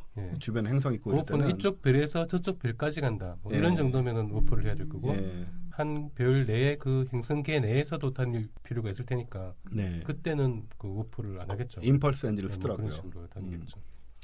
여기에 대해서 케이트 박사님이 뭔가 하실 얘기가 있을 것 같아요. 공학적인 입장에서. 그 뭐 감속 가속 얘기 나오니까 떠오르는 게 너무 이제 영화 비교해서는 너무 미천한 수준이지만 예전에 뭐 나사에서 그 마하 한 12 정도로 비행하는 그런 운송기기를 뭐 개발하고 있다 뭐 하면서 나온 게 인상 깊었던 게 뭐 LA에서 서울까지 2시간 정도면은 그러니까 실제 비행기 타고 다닌 경험을 생각해 보면 되게 빠른 건데 그렇죠. 근데 이제 거기서 보니까 1시간 동안을 가속과 감속에 쓴다고 그러더라고요. 그러니까 그럼 가속 1시간하고 감속 1시간하고 가속에 30분, 감속에 30분, 아. 실제 이제 주행하는 거는 1시간 정도. 그러니까 마하 12, 이제 음속이 12 정도까지 가는데도 30분보다 짧게 가속을 하거나 감속을 하면 이제 사람이 견디질 못하니까. 예, 그래서 그게 갑자기 딱 떠오르네요. 그래서 관성 그러니까요. 재정 꼭 있어야겠다. 오늘은 약간 이런 식이 될 것 같아요. 파토님이 이 찬란한 영화, TV의 세계에 대해서 말하면 우린 지금 어디에 와 있는지 케이스가 미천한 현실에 대해서 우리는 왜 사나 뭐. 그러고 끝나고 나서 술을 마시러 가면 완벽한 마무리가 되는 거죠. 관성 제어 관련돼서는 SF의 여러 가지 각도로 나오는데요. 그 현실적인 그림은 젤리 같은 데 들어가 있는 거더라고요. 그 영원한 전쟁이라는 소설에도 나오고 몇 군데 나오는데 그 젤리 같은 데 들어가서 이제 요거는 하드 SF, 소위 말하는 하드 SF는 우리가 지금 알지 못하는 과학 이론을 쓰질 않거든요. 그래서 광속 돌파를 못 해요. 그 아서 클락 소설들이 되게 그렇고요. 그런데 광속에 뭐 한 90%까지 가는 거죠. 근데 가속을 몇 달을 해요. 몇 달을 하는데도 그걸 견딜 수가 없기 때문에 젤리 같은 데 들어가서 수면 상태로 그래야지 몸이 이제 버틸 수 있고 설 때도 마찬가지고 도착하기 몇 달 전에 이미 감속을 시작해야만 정지할 수 있는 살아서 뭐 요런 게 좀 현실적인 그런 장치더라고요. 이게 중력 가속도의 10배로 가속을 해서 빛의 속도에 도착하려면 한 달을 가속해야 돼요. 한 달. 텐지. 텐지로 했을 때. 그러니까 그걸 사람이 견딘다는 거는 수면시키지 않으면 재우지 않으면 그러니까 텐지는 일단 사람이 못 버티는 중력 가속도인데 그걸로도 한 달을 가속을 해야 빛의 속도가 나오고 가장 가까운 데 가려면은 4년을 날아가야 되고 그 속도를 낸 다음에 세월이면 다시 한 달을 감속을 해야 되고 십지로. 근데 가속을 할 때 몸이 그걸 받는 거는 알겠는데 감속을 할 때도 똑같이 충격이 와요? 앞으로 쏠리죠. 앞으로 쏠리죠. 아 그렇구나. 오랜만에. 이거 잘라주세요. 좋았어. 그 역할이야 그 역할. 오랜만에 역할을 잘하고 있었는데. 오랜만에 본인의 자세로. 왜 지난번에 행성로 히트 한번 했잖아요. 가까이 있는. 그러니까. 네, 아무튼 근데 재밌는 게 아까도 말씀드렸지만 그거였어요. 이 현실에 우리 주변에 외국 무용들이 이렇게 왔다 갔다 하고 있고 우리를 지켜보고 있다면 진짜 이 광속을 넘어서는 순간이 어떤 계기가 되지 않을까. 우리가 물론 어디 먼 데로 좀 갈 수 있는 길이 열리기도 하지만은 그 정도는 돼야 걔네들이 우리를 좀 대화 상대로 여기고 멸망하지 않고 여기까지 왔구나 하고 인정해주는 그런 척도가 되지 않을까 생각은 들어요. 근데 광속을 우리가 넘었는데 만약에 아무나 안 나타나면 파트님이 상처받으실 것 같아요. 그럼 우리가 우주의 왕인 거지. 우리밖에 없는 거야. 뭐 살아있을 동안 그럴 일은 별로 없을 것 같아요. 없겠죠 아마. 아무튼 이 가능성이라도 뭐. 그러니까 이게 이제 기술적으로 공간 수축 팽창이 가능하고 뭐 어쨌든 광속에 가까운 속도로 가속도 그런 건 뭐 가까운 넘지만 하면 되니까 가속에서는 이론적으로는 가능한데. 역시 제일 큰 문제는 에너지. 암흑 에너지를 쓰면 되는 거 아니에요? 지난번에 우리 저 질문도 들어왔는데. 그렇죠. 현실적으로 볼 때는 에너지가 제일 큰 문제죠. 실제로. 저희 저 팟빵인가 어디에 또 누가 쓰신 게 그 하록선장이 암흑 물질을 가지고 또 에너지로 썼다고. 하록선장이. 그래서 이미 옛날에 다 이렇게 쓰고 있더라고요. 세상에 황당한 사람들 참 많아요. 말씀하신 대로 이제 에너지가 문제인데, 근데 역시나 지금은 아니지만은 언젠가는 정말 그 엄청나다는 암흑 에너지 같은 걸 쓸 수 있지 않을까요? 그렇죠. 언젠가는. 뭐, 절대로 안 된다라는 말을 할 수 하긴 되죠. 한 200~300년은 좀 힘들지 모르지만. 2~3,000년. 2~3,000년. 근데 과학자들이 항상 이걸 과소평가하는 경향이 있잖아요. 아까 우리 켈빈 얘기도 했지만은 과학자들은 굉장히 보수적으로 보시는 것 같아요. 훨씬 더 않아요. 대리운전. 훨씬 더 나갈 줄 알았죠. 이렇게 느릴 줄 몰랐죠. 오히려. 맞아요. 공학자들이 일을 안 하기 때문에. 공학자들이 뭘 제대로 못한 거예요. 아직도 대리운전을 만들어 어떻게 해요? 날아다니는 자동 운전차로 당연히 그런 게 나왔어야 마땅한 상황에서 아직도 가솔린으로 운전하는 자가용을 대리운전을 하십니다.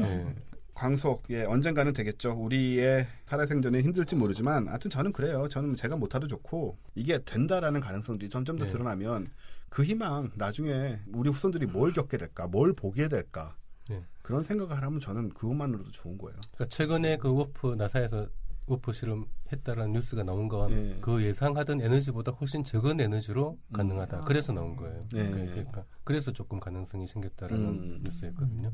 그러니까 에너지도 지금 뭐 생각하는 만큼 그렇게 아닐 수도 있다. 화이트 박사 가는 사람이 그 새로운 모형 형태를 만들었는데 훨씬 작은 에너지로 가능한. 이론적으로도 가능한. 여전히 거대한 에너지긴 하지만 그렇죠. 예전에 비하면 예전에는 사실상 안 되는 전혀 불가능한 사실상 불가능한 거였는데 그리고 뭐 음의 질량 그런 거까지 필요한 수준인데 지금은 음의 질량이 그렇게까지 많이 안 필요한. 음의 질량이 없잖아요. 문제는 그거죠. 그게 뭐야? 그러니까 엄청 필요하다가 조금 필요한데 어쨌든 없다는 게 문제예요.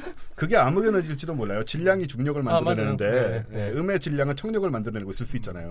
근데 저 암흑 에너지는 청력으로 적용하니까 암흑 에너지를 사용해서 물질을 만들면 음의 물질이 되는 거죠. 음의 물질이 되고. 자, 여기 더 나가면 안 되겠죠. 이제 공학자들이 만들면 돼요. 다 했네 뭐. 그 에너지 관련된 거는 지금 물질을 그러니까 핵 분열 갖고 뭐 핵 원전 만들고 막 그러듯이 이제 물질 자체를 그 충돌시켜가지고 물질을 쪼개면서 질량 결손이 발생하는 걸 가지고 에너지화 시키는 거는 성공했잖아요.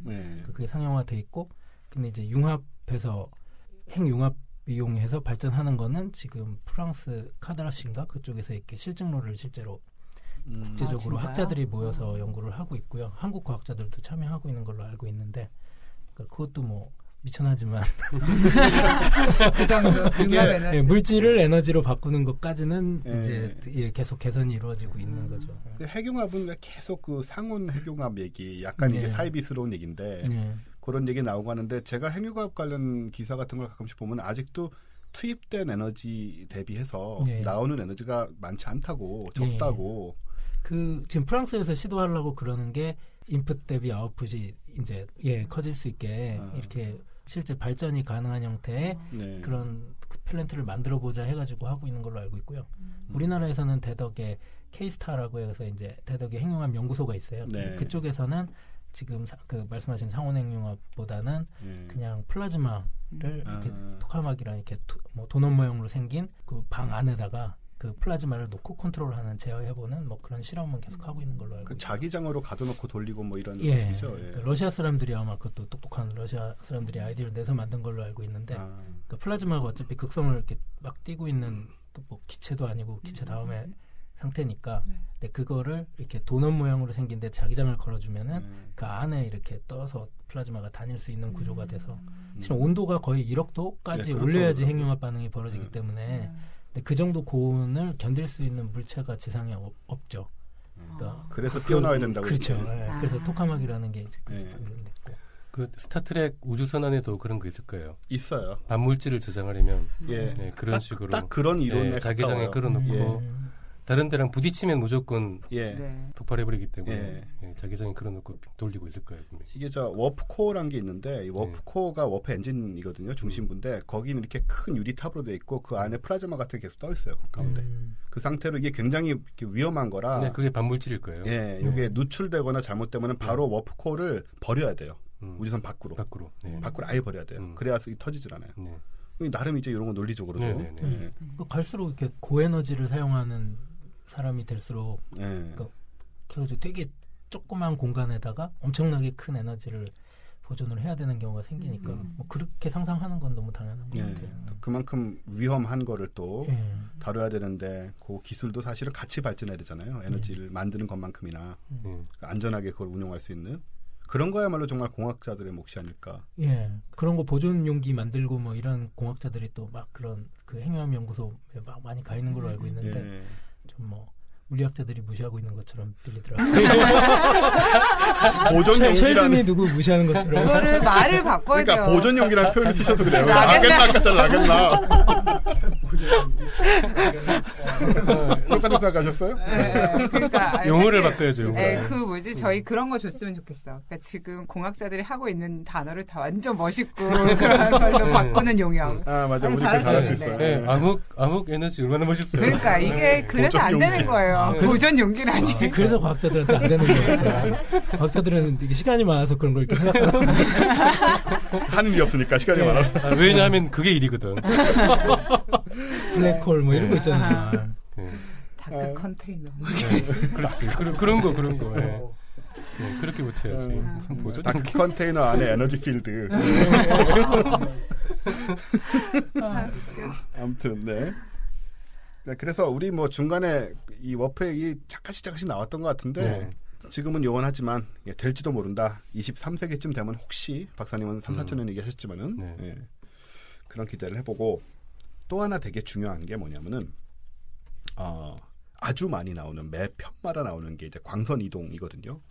아까 우리 순간 이동 얘기를 했는데 이 스타트rek의 광선 이동은 원래는 이걸 만들려고 한 게 아니고 그 TV 시리즈를 만들 때 착륙하고 이러는 장면을 찍으면 네. 돈이 너무 많이 들기 때문에 네. 착륙을 안 시키려고 그 광선으로 뿅 하면은 지상에 그냥 나타나는 이런 아이디어였대요. 네. 근데 이게 엄청나게 인기를 끈 거죠. 네. 빈미업 스카티. 네, 그러니까 빈미업 스카티라는 굉장히 유명한 그 말이 있어요. 네. 그 얘기 중에 누가 그 음주운전하다가 걸려가지고 네네. 경찰에 넣으라고 해가지고 뭐 어떻게 할 거냐 그러니까 잠깐만 기다려라 그러더니 그 지갑을 꺼내가지고 빈미업 스카티 지갑을 이렇게 네. 송신기처럼 해서 취했다는 선언을 하네. 그러게 음주 검사도 필요 없어. 그러니까 걸을 필요도 없네. 그러니까 그 오리지널 시리즈에 나왔던 그 무선기 같은 게 있는데 요게 폴더폰하고 되게 비슷해요. 네네. 네, 제가 그때 본 게 그러고 보고 저거 폴드인데? 네. 60년대. 그게 화제가 됐었고 그것도. 그래서 어떤 사이트인가 가보면 스타트rek이 맞춘 미래에 대한 걸 쫙 모아놓은 것도 있어요. 근데 뭐 타블렛 PC 이런 것도 다 나오고. 근데 24세기의 타블렛 PC 같이 이렇게 아까 피카드 선장 이런 사람들이 쓰고 있는 게 지금 아이패드보다 훨씬 못해요. 예, 화면도 훨씬 적고 베젤도 굉장히 넓고. 아무튼 예, 광선 이동인데 그런 배경으로 만들어졌으나 크게 인기를 끌었고 그래서 이제 그 이론에 대해서 이게 과연 가능하냐 왈가왈부를 많이들 하고 있거든요. 네. 안 되겠죠? 케이트 박사님. 극장에서 이렇게 뭐 왔다 갔다 하는 거 보긴 봤는데 착륙해서 내리는 게 훨씬 쉬울 것 같아요. 정답이에요. 그냥 착륙하는 게. 그러니까 뭐 열차 폐체를 잔뜩 붙여가지고 예산을 늘림으로써 이제 해결할 수 있는 문제. 근데 이게 좋은 점이 되게 많더라고요. 그러니까 예를 들어서 이 빔을 타고 내려가서 예를 들어서 완전 모르는 행성에 가는 거잖아요. 감염이 되면요. 그 감염균 같은 걸 떨치고 원래 내려갔던 것만 모아서 올라올 수가 있는 거예요. 바이오 필터가 들어있어요. 네. 그런 게 완전 좋은 거죠. 항균 필터. 네, 항균 필터. 그게 항균 필터가 아니고요. 바이오 필터요. 그런 표현 쓰시면 안 돼요. 그러면 무슨 에어컨 수리하는 사람 같잖아요. 그렇게 들리는. 공학자의 한계. 아무튼.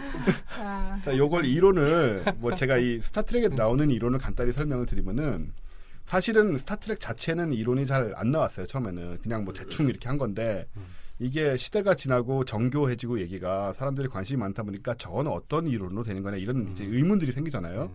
그래서 이제 스타트렉 내에서도 좀 설명이 나올 때가 있고, 그 설명에 기초해서 또 문제들이 생기는 그 에피소드도 있고 한데, 기본적으로 물질을 분해를 해서 그 기계 앞에 딱 서면은 이제 위에서 이렇게 빛이 내려오거든요. 그럼 얘가 저를 분해를 하는 거예요. 분해를 해가지고 빛에 실어서 광속으로 뭐 지표면으로 보낸다. 그럼 제가 거기서 재조립이 되는 대충 그런 형상인데 그것도 이제 스타트렉 팬들 내에서도 이제 의견이 엇갈려요. 이게 그래서 정보냐 물질이냐, 정보만 전송을 하는 거냐, 물질과 함께 전송을 하는 거냐, 뭐 이런 얘기가 많은데. 그래서 스타트렉 얘기 중에 이걸 꺼리는 사람들도 있어요. 내 몸을 그렇게 다 찢었다가 다시 붙이는 건 난 받아들일 수가 없고 심지어는 이게 그때마다 우리가 죽는 거다. 지금 만들어진 건 내 복제품일 뿐이고 난 이걸 탈 때마다 죽는 거다. 이런 얘기를 하는 경우도 있고 그래서 비행기 타는 건 무서워하듯이 이거 절대로 안 타는 분들 계시고 뭐 극 중에서 그렇거든요. 이게 그렇게 정교해요 얘기가. 예. K 박사님 보시기에 이걸 이런 식으로 뭐 물질이든 정보든 실어가지고 보내서 거기서 재조립한다는 게 가능한 얘기인가요? 워프보다 훨씬 힘들 것 같아요. 훨씬 힘들다. 네. 차라리 워프가 굉장히 현실적이고 이거는 너무나 비현실적이라서. 그죠. 특히 이제 우리 아까 공간 이동 실험을 한다고는 했는데 이거랑도 전혀 다른 얘기잖아요. 전혀 다르죠. 이건 뭐 분해해서 보내는 것까지는 어떻게 해볼 수도 있을지 몰라요. 뭐 분해해서 보내는 거니까. 재조립은 사실상. 근데 재조립이 안 되면은 전송된 게 아니잖아요. 그러니까요. 그냥 죽은 거잖아. 그러니까 죽이는 무기구나 무기. 죽이는 거잖아요. 실제로. 빛으로 사람을 태워 죽이는 거잖아요. 그냥. 그렇죠. 맞아요. 빛으로 사람을 태워 죽이는 거거든요. 근데 생각해보면 재조립, 그러니까 내려갈 때는 뭔가 기계라도 있는데 재조립될 때는 아무것도 없는 상태로 이런 거 있잖아요. 하나하나한테 다 너는 어디에 가서 어떤 번호에 그렇죠. 이렇게 붙어라라는 걸 다 지정을 해주는 거잖아요. 그렇죠. 일단 그 데이터가 그 데이터만 보내는데도 어마어마한 에너지가 필요하니까 빛의 양이 필요하고 말이 쉽죠. 물질을 분해를 한다는 게 테이블을 분해를 해도 원자 단위까지 분해하기 힘들어요. 자기들도 결합력이 있기 때문에 그 결합력을 깨뜨려야 될 거 아니에요. 그러니까 이게 분해를 하는데 어디까지 분해를 하는 거냐. 예를 들어서 양성자, 중성자 수준까지 분해를 하는 거냐. 아니면 그 밑에 코크까지 분해를 하는 거냐. 네. 일단 양성자, 중성자 수준까지 분해하는 것도 힘들어요. 그 핵력을 강한 핵력을 깨야 되기 때문에 그러려면 어마어마한 에너지, 지금 입자가 섞기만큼의 에너지가 필요한 거거든요. 그 입자가 이렇게 몇십 킬로씩 되고 막 이런 거잖아요. 그렇죠. 그거를 한두 개도 아니고 사람 운전체를 사람 9명을 한 거. 보통 방에 들어가면 8개 붙어 있거든요. 그러니까요. 그거 한 사람 한 번 보낼 때마다 워프 드라이브 몇 번 할 수 있는 에너지가 소모가 돼요. 그렇군요. 그것도 그나마 우주선에서 하면 괜찮죠. 밑에 있는 애를 또 맞아, 데리고 얘가 와야 되거든 또. 네, 거기다가 그만큼 에너지를 써야 돼요. 네, 그렇더라고요. 네, 이거는 뭐 전혀. 그야말로 뭐 수만 년이 지나도 아마. 네. 이게 참 여행을 하기엔 정말 쉬운 방식이긴 하거든요. 네, 그러니까 이거에 생명체가 아니라면 또 가능해요. 그러니까 빛 같은 거는 광자 같은 건 했어요. 네, 뭐 그렇죠. 성공했다고 하더라고요. 그러니까 분자 정도 수준은. 근데 생명체라는 건 진짜 말 그대로 분해했다가 분해했는데 안 살아나면 어떡해요? 그러니까요. 제자리로 갖다 놨는데. 그리고 또 하나 문제가 이거는 스타트랙 내부에서도 나와요. 불확정성의 원리라는 게 있잖아요. 원자 단위로 쪼개면 위치를 정확하게 지정할 수가 없어요. 그렇네요.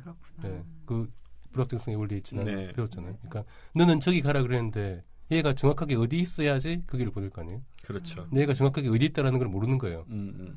눈에 가붙어야 될 게 엉덩이에 가붙는 정말 이상한 괴물 떡이 돼가지고 나타나네요. 그렇죠. 네. 그래서 그 스타트랙 안에 하이젠베르크 보정기? 맞아요. 있어요. 이름을 그렇게. 네.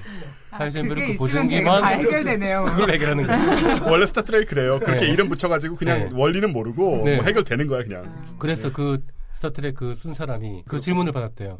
하이젠베르크 보정기가 어떻게 작동하는 겁니까? 답을 아주 잘 작동합니다. SF라는 게 아무리 과학으로 에피를 쓰고 있어도 결국은 이런 식으로 상상을 하지 않으면 얘기를 끌고 갈 수가 없으니까. 그러니까요.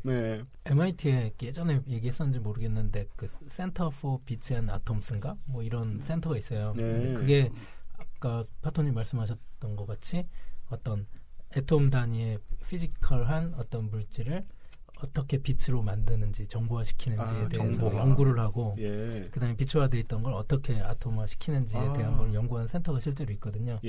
거기서 많이 얘기 거기 갖고 있는 장비 중에 뭐 3D 프린터나 이런 것들이 얘기가 됐었고 그다음에 3D 스캐닝하는 그런 장치라든가 뭐 이런 거가 있거든요. 연구소의 그 이름에 비해서는 좀 부족한데. 짜증네요. 3D 프린터라니요. 미천한 인식. 미천하지만. 근데 뭐 보통 3D 프린터 지금 막 개발되고 있는 것들 보면은 어떤 그 셀 단위에서 출력해서 뭔가 만드는 거 뭐 이런 것까지도 연구되어 있는 걸로 알고 있으니까 물론 뭐 사람을 영화 속에서처럼 막 사람을 왔다 갔다 하게 하진 못하겠지만 실제로 그 어떤 물건이나 뭐 기계류 같은 것들은 그렇게 정보 형태로 바꿔서 할 수 있을 수도 있다. 뭐 전파 형태로 전송해가지고 그쪽에서 만들어낼 수 있지 않을까. 근데 3D 프린터로요 유기물 같은 것도 프린팅이 돼요? 그거에 대한 연구가 진행되고 있다고 유기물을. 왜냐하면은 뭐에 사용할 목적인가 보면은 이제 그 보형물들 사람 몸에 들어가는 그런 것들을 할 때 그 실리콘 재질을 쓰는 것보다 실제 셀 단위로 뭔가를 만들어낼 수 있으면 좋겠다 해서 뭐 그런 거 연구도 있는 걸로 알고 있어요. 그런 게 저런 게 이렇게 막 결합이 돼서 몇천 년이 지나면 뭐 비슷한 게 나올 똥 말똥 할 수도 있다는 생각도 들랑말랑하는데. 그게 다음에 얘기할 그거 아닌가요? 재생기? 조금 비슷하죠. 좀 비슷한. 레플리케이터. 그래서 광선 이동 어렵다. 돈 더 많이 들고 에너지 더 많이 들고 웬만하면 그냥 가는 게 낫고 영화에서는 이게 예산을 줄이려고 했지만 현실에서는 예산을 줄이는 방법이 전혀 아니며 대충 이런 식으로 결론이 나는 것 같고. 제일 진짜 걱정되는 건 분해해서 본인한테 안 살아나면 어떡하냐. 그러니까요. 그리고 이제 이게 철학적인 문제가 뭐냐면은 아까 얘기 드린 것처럼 이제 자의식이 이어지느냐는 건데 이런 거잖아요. 그 인간 복제 이런 개념의 복제 이게 사실 어떤 의미에서는 복제일 수도 있거든요. 이게 만약 정보라고 한다면은 나는 여기 남긴 상태에서 저기에 내가 또 만들어질 수도 있는데 그럼 나는 여기 그냥 있는 거고 내가 만약에 그러다가 타서 죽으면은 나는 죽는 거잖아요. 쟤는 그냥 내 복제로서 내 기억을 갖고 있을 망정. 그러니까 이런 식의 또 미묘한 상황들이 생겨나가지고 광선이동기 때문에 굉장히 재미있는 에피소드를 많이 나와요. 흥미로운 것 중에 하나가 사실 그런 사고도 많이 있고요. 많이 있진 않지만 꽤 있어요. 보냈는데 뭐 반만 간다거나 그런 그런 사고도 있어요. 있고 안 나타나는 경우도 있고 또 뭐 서브스페이스나 심지어는 트랜스포터 기계 안에 버퍼 안에 갇혀버리는 경우도 있고 몇십 년 동안 없어져 버리고 막 그런 경우도 있고 굉장히 재밌었던 것 중에 하나는 넥스트 제너레이션 시리즈의 그 1등왕 회사 굉장히 중요한 인물로 그 윌리엄 라이커라는 사람이 나오는데 이 사람이 빔으로 갔다가 두 개로 나눠줘요. 두 개로 나눠줘서 돌아온 거예요. 이게 착오가 일어난 건데 그렇다고 살아있는 사람을 죽일 수는 없잖아요. 그래서 두 사람이 운명이 거기서 갈려요. 한 사람은 윌 라이커로 그 전까지 똑같은 사람이었는데 기억도 똑같고 한 사람은 윌 라이커로 엔터프라이즈에서 그대로 일을 하고 한 사람은 다른 데로 보내지거든요. 이 사람이 나중에 딥스페이스 나인 시리즈에 다시 나와서 반란을 일으키고 자기는 10몇 년 동안 자기 삶 다 뺏기고 살게 된 거예요. 뭐 이런 얘기들. 그러니까 이런 게 가능한 게 SF잖아요. 네, 스토리 만들기는 정말 좋죠. 좋은 얘기인 것 같아요. 그 두 사람이 합쳐진 얘기도 있어요. 서로 정말 사이가 안 좋은 두 사람이 합쳐져가지고. 그거는 좀 심한 것 같은데.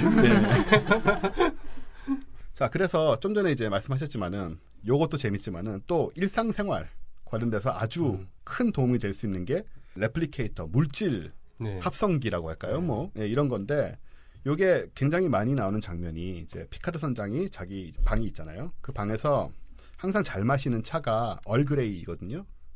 얼그레이 티를 시키는데 그럼 이제 벽에 있는 구멍에서 빛이 뾰로롱 하면서 얼그레이 티, 따뜻한 얼그레이 티가 컵과 함께 만들어져서 이렇게 딱 놓여요. 그럼 그걸 마시는 거거든요. 이런 식으로 음식 만들고 물건 만들고 뭐 이렇게 일상적으로 방마다 하나씩 다 있어요. 자, 어떨까요? 그거는 공학적으로 이거는 과학 이론적으로는 아무것도 아니에요. 아무것도 아니에요?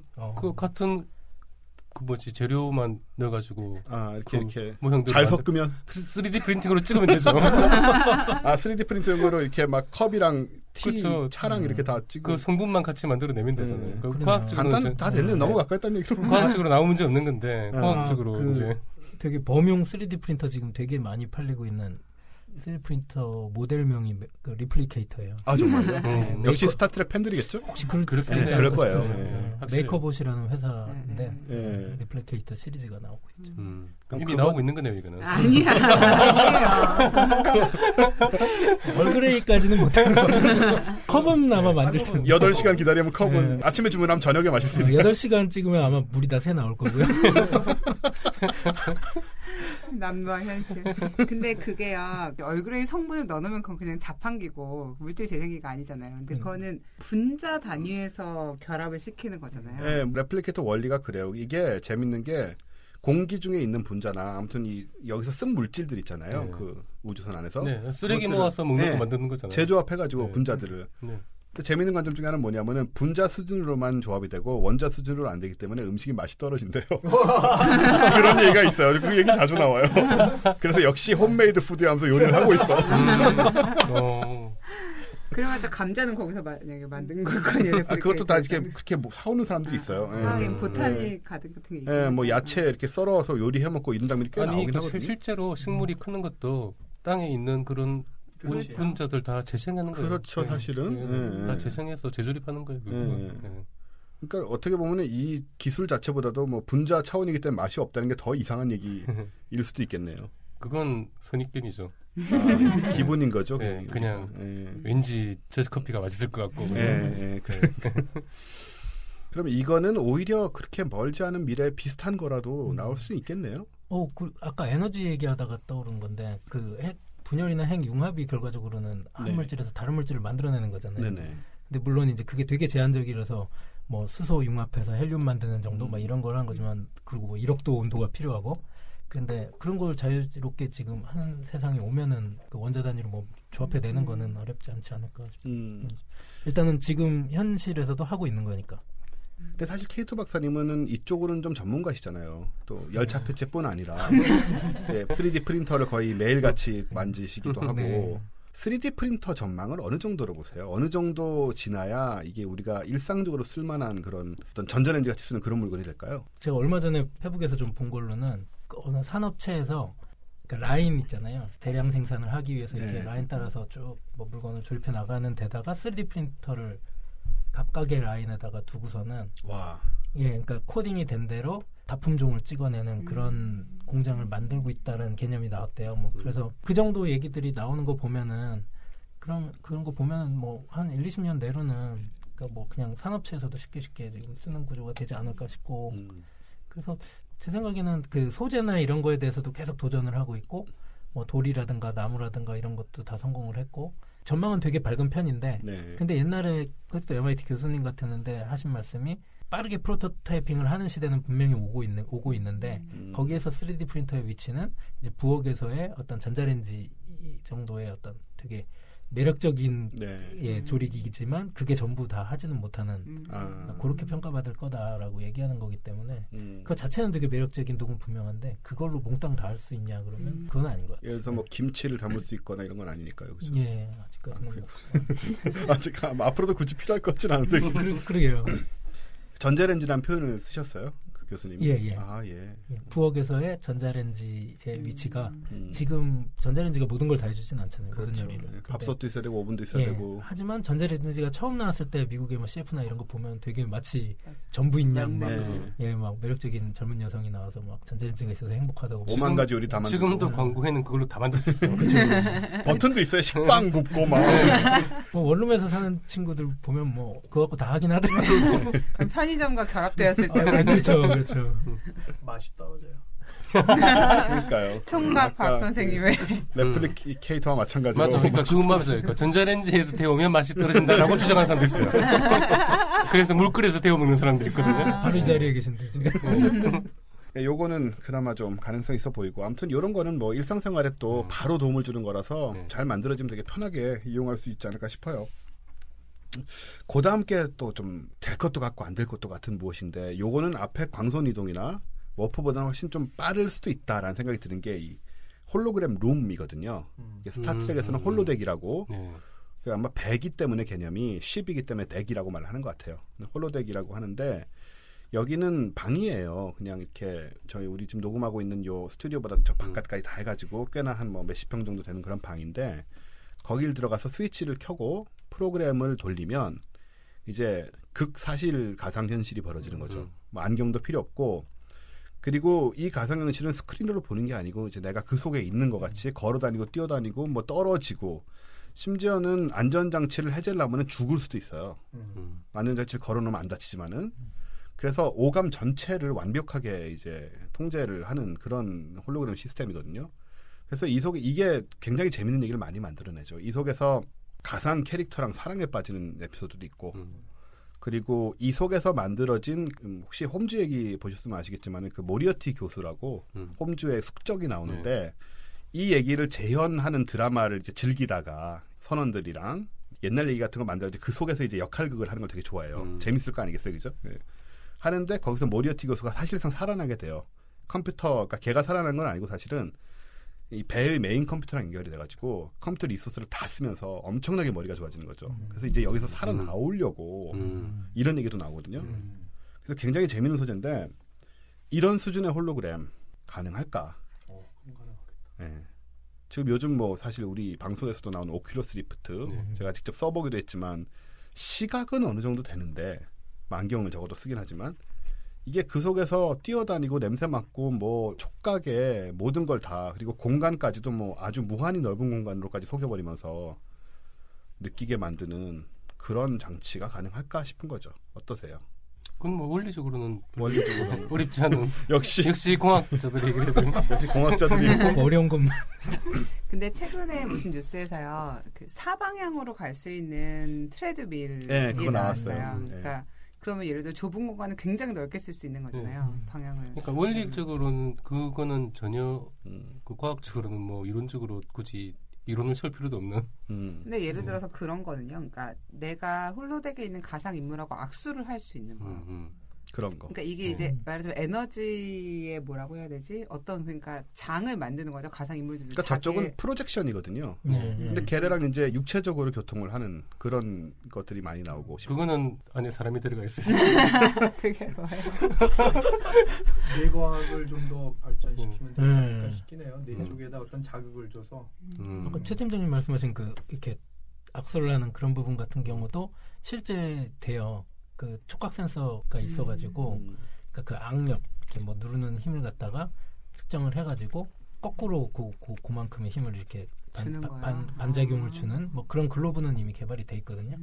제가 5년도인가 6년도에 그 수업을 하시던 교수님께서 그런 거를 체험하고 오신 얘기 하셨었는데 벌써 20년 전 얘기인데요. 예, 이미 그때 그런 걸로 보고 되게 고가로 이미 있었고 그리고 그런 건 왜 개발이 된 거예요? 그러니까 실은 뭔가를 이렇게 디자인을 하거나 그 다음에 뭐 그런 인터페이스 기기, 그러니까 그런 뭔가를 사물을 대하는 인터페이스 기기에 대한 기술 연구는 그런 걸 전문적으로 하는 공학자들이 또 막 있거든요. 그런데 예를 들어서 뭐 할 때 그런 게 활용이 되냐면 되게 원거리에 있는 로봇을 내가 작동을 시켜야 되는 거예요.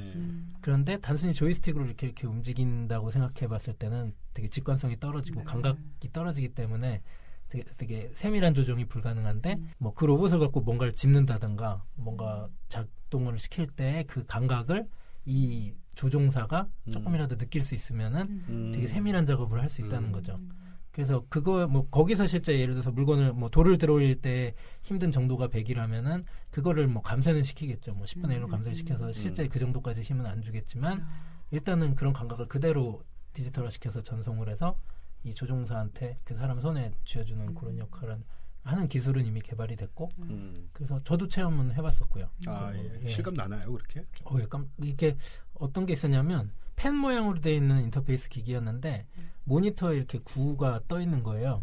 근데 거기에 마우스 포인터가 이 펜 모양으로 된 제가 쥐고 있는 펜을 이렇게 움직이면은 그 마우스 포인터가 이렇게 움직이더라고요. 근데 그걸로 그 구를 콕콕 찌르는데 그 구의 그 딱딱한 정도를 정의할 수가 있어요. 손으로 느낌이 와서요? 네, 근데 이거를 이렇게 누르면은 풍선을 만지고 있다는 느낌이 들다가 딱딱하게 만들면 이렇게 탁탁 치는 느낌이 나고.